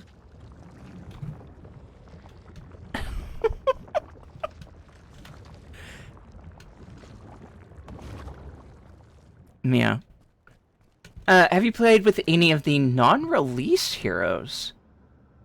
I didn't know about that. Tell me more. Short answer, no. Long answer, no, but tell me about it. Tell me about that. No, and I didn't know that existed, and I don't know what you're referring to, and please explain. I'm gonna scroll up in the chat just to see if there's any messages I might have missed. Need to associate a design with a kit on the fly. That's true. Good point. I want to cosplay Paradox so bad. Yeah, it's a fun character. It's incredibly well executed, and ages too. There's a ton of variety here. Honestly, yeah. Weirdly, yeah. Actually, like this is like an old man. Got some sort of like middle age, but also like on the older side. Pocket's probably on the younger side. I never talk about this guy at all, but he's like a pig and like a rat man of some kind. They're friends. It's the thing of having a character who is actually two characters, which is in every MOBA or character-based game like this. Also the fact that the fandom decided to sexualize the gargoyle over any other standard femme shape was such an odd and on-brand Valve fandom move. Yeah. Yeah, no, that tracks. It's kind of great. I love goofy queers who just just latch on to the oddest shaped designs. Like, oh yeah, that's my shit right there. Put a dick in that one. It's like, and you know, in fairness, like Lady Geist is the only one here who's like hot woman on purpose, right? And she's very much that. I guess Vindicta kind of works for that too. Justice is a fantasy for those who lack the conviction of revenge. And she's like, and her design is slightly out of place because it's a Victorian dress, but it is that way because she is a ghost. So she is from a different era. Which is kind of fun and interesting, odd. She was, and part of her character lore is that she was burned at the stake as a witch. Throwing stake. And so, The crows obey. couple fun twists on that. They made it true. They made it true on accident, on purpose. It's a good suit. JoJo character, yeah, honestly. Keeps her actual hands clean, true. There's a way to load in sandbox mode only. Characters that are still being worked on. I think there's a post in the main Discord about how to command prompt them in. Mole and secret member of the Gorillas, yeah. There's a post on the main Discord. Man, I hate joining Discords, but I might have to go do that. I might take a look out of curiosity at least, or see if I can find any posts about them or anything. On the actual internet and not in Discord. Not to old woman yells at cloud, but I would appreciate it, honestly, Bucky, if that's something that you can do without too much headache. To old woman yells at cloud a little bit. I hate how the internet has moved towards putting all of our video game information collection into Discords and not like websites that I can read and search information on. Like, we still have wikis at least. That is my last bastion and hope. But like, I don't know if this game has a wiki yet or not. I don't know if that would be in there. Maybe that's the thing. I didn't actually look. I haven't looked because I haven't really needed to. But there's a cowgirl, a puppeteer, a weird lizard guy. That's fun. I want to play a cowgirl. What? When you say cowgirl, I'm certain you mean like cowpoke girl. But is she also a cow, or is she instead a cow? Is she actually a cow? She has Batriders ult from Dota. I didn't play Dota enough to know what that means. I played League instead. League and Heroes of the Storm. No, she's just a Westerner. Bummer. But that's probably your shit, I have to imagine. It seems relevant to your interests. She lassos you and pulls you with her. Oh, one of those. Oh, I love that shit. Oh, let's go. Like the Scorpion guy in League. Yeah, okay. Agreed completely, but yeah, it kind of makes sense for a closed alpha test. It's announced publicly because it got some big leaks. Yeah, it's true. That's true. That's fair. I hard agree. I hate that Discord removed niche community info from web searches. I do too. Like, there's still some of it on not on Discords, on Reddit, of all places, but then you have to go to reddit.com and, like, who wants to do that? You know? Fuck that, honestly. Or the games that try to force you to join the Discord to unlock part of the game. Ew, I hate that. So you can spawn all heroes, I guess.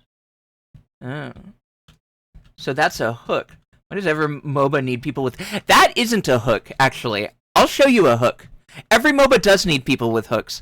And the reason for that, I can explain it if you are genuinely asking. And that's not just a rhetorical. If you do actually want to know, there's a very easy reason to answer why every MOBA has a hook. And it's because an ability that quickly shifts your positioning is really powerful. The thing is that being able to... What the fuck? Being able to make that guy from over there be over here now is a really, really good power. It is very effective, very powerful, very mindful, very demure. And it's just, it's part rhetorical, part not. As a squishy support player, I hate them. That's fair. Yeah, they are designed to make your job harder. Yeah, so that's entirely fair that you would hate them. But they are also a support type, so...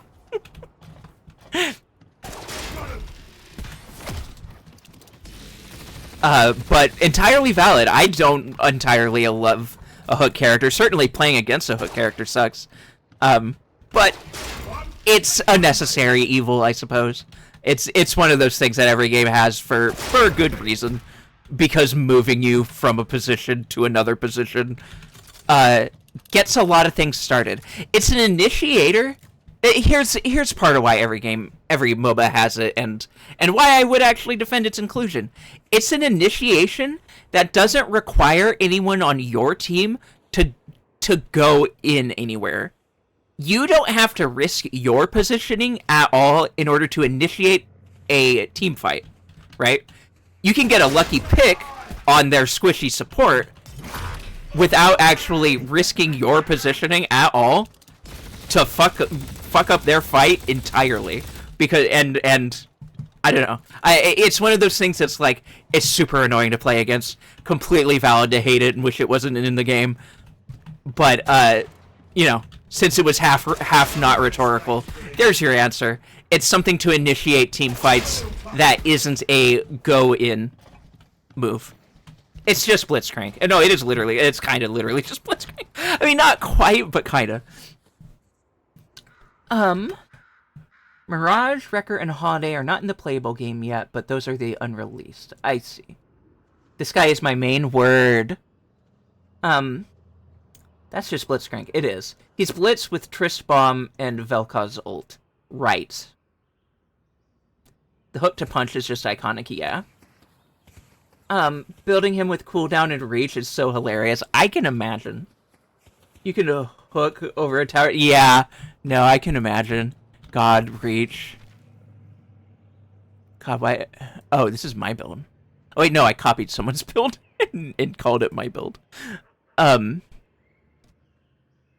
Yeah, reach.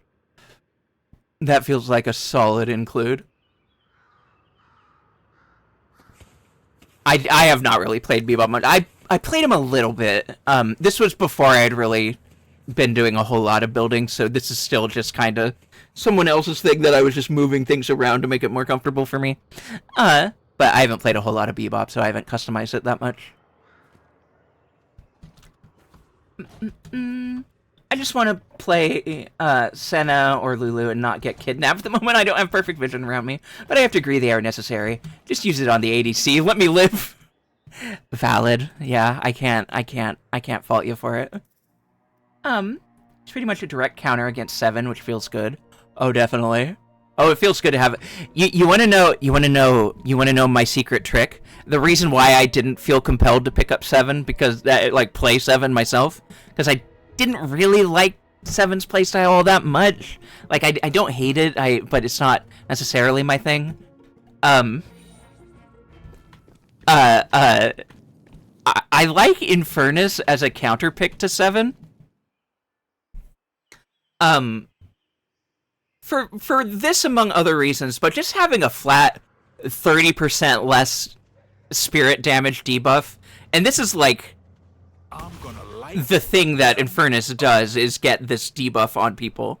This is his passive debuff, and it just is always just 30% less spirit damage. Boom. He fucking rules. Gotta make sure I get in quick. Tuna, hi! Welcome in. Oh, thank you for the follow. Hi. Hi, Tuna. Hi. It's good to see you. Thanks for stopping in. You gotta eat your veggies when it comes to game balance, right? I think Glottal sent me here. Oh, yeah, that makes sense. Glottal did raid me. Hi, Tuna. Yeah. Hi. We are chilling. We've just been yapping. I've been yapping in and about this game, but not really playing it. I took a long hiatus from streaming, so we're just doing a chill night tonight, which I am probably going to start wrapping up soon. As I said I would. Glottal will start yelling at me, to go take care of myself if I don't. Some of the first games I was playing of Deadlock, the enemy had an aimbot Infernus. Oof, aimbot.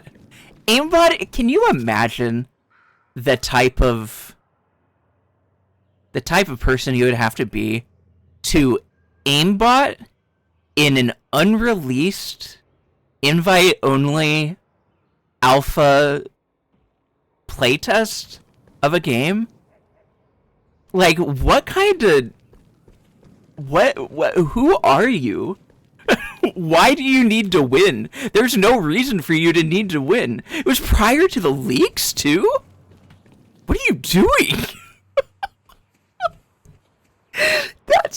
That's absurd. I'm just lurkies right now playing Space Marines. Enjoy. Have a good time. I watched you play some Space Marine, actually. It was a good watch. I hope you're having a good time with it still. A sad person, genuinely. Bizarre. Anyway, all that being said, it is getting late. I did not really intend or expect to go almost 4 hours tonight. I was thinking a 2-hour stream. But 2 hours in is when I booted up Deadlock and started rambling, yapping, info dumping about it. So that tracks, actually. 2 hours of conversation and then 2 hours of autism. That tracks. It's not late. It's only 8 a.m. in Europe. Yeah, I'm not there. I'm in Unite of States. Regrettably, I'm in the place where I can get denied healthcare on a whim. And my skin can start to feel wrong because someone decided that me being transgender wasn't important enough in terms of their priorities, and that I had to wait a week in order to be able to be comfortable in my own body for no reason. That's where I'm at. I'm in America. I'm in that one. and there right now it's like 11:30. So yeah. Yeah, that's where I'm at. It's good times. It's cool. Anyway. Thank you all for being here. Thanks to all my friends who popped back in. Thank you to everyone who subbed and supported. Thank you very much again to Glottal. Good friend Glottal. Meow. Yeah. Thank you. Thanks everyone for hanging out. Shiny, go to bed. What are you doing? Have you slept, Shiny? I hope you slept through some of my stream. I hope that happened. Thank you all. I really appreciate it. It was good to get back into the swing of it. And say some words at y'all for a little while. I appreciate you for coming out and hanging out. And again, appreciate Glottal for bringing some of y'all over. Took a little nap. Going to the store soon, then going back to eat. Good. Get some good rest, Shiny. You deserve it. I need to add your emote. I want your emote here. I need to get Shiny Chonk in here. I want to nuzzle that thing. Yeah. Anyway, yeah, I'm not gonna do a super long, wind down, get out of here type thing. I am getting to the point where I really need to go. Getting too tired and rambly and need to pee. Let me see. What? Oh, is that? Wait, what are they doing? Oh, they're doing like a VR. It's not the vibe.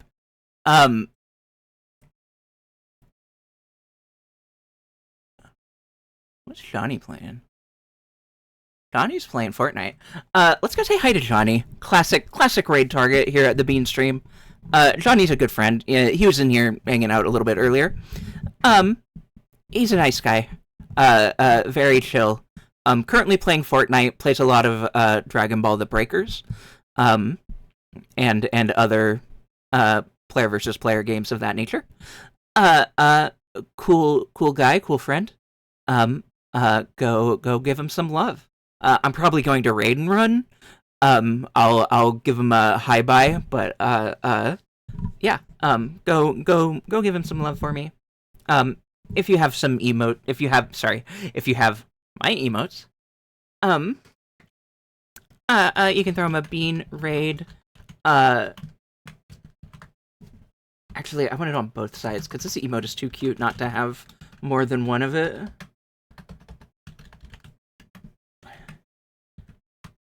There's that. And if you don't have my emotes, just do whatever you want. I don't give a shit.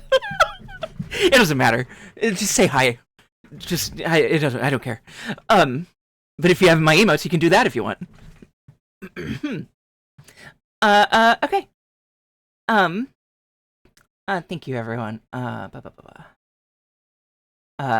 So good to see you after your break. Thank you. I had a good break, but I'm glad to be back. I'm glad to have gotten a chance to do this again. And I look forward to seeing you again soon. No clue when exactly that'll be. I'm not going to set myself any expectations. But I will see you when I see you, and I hope I see you soon.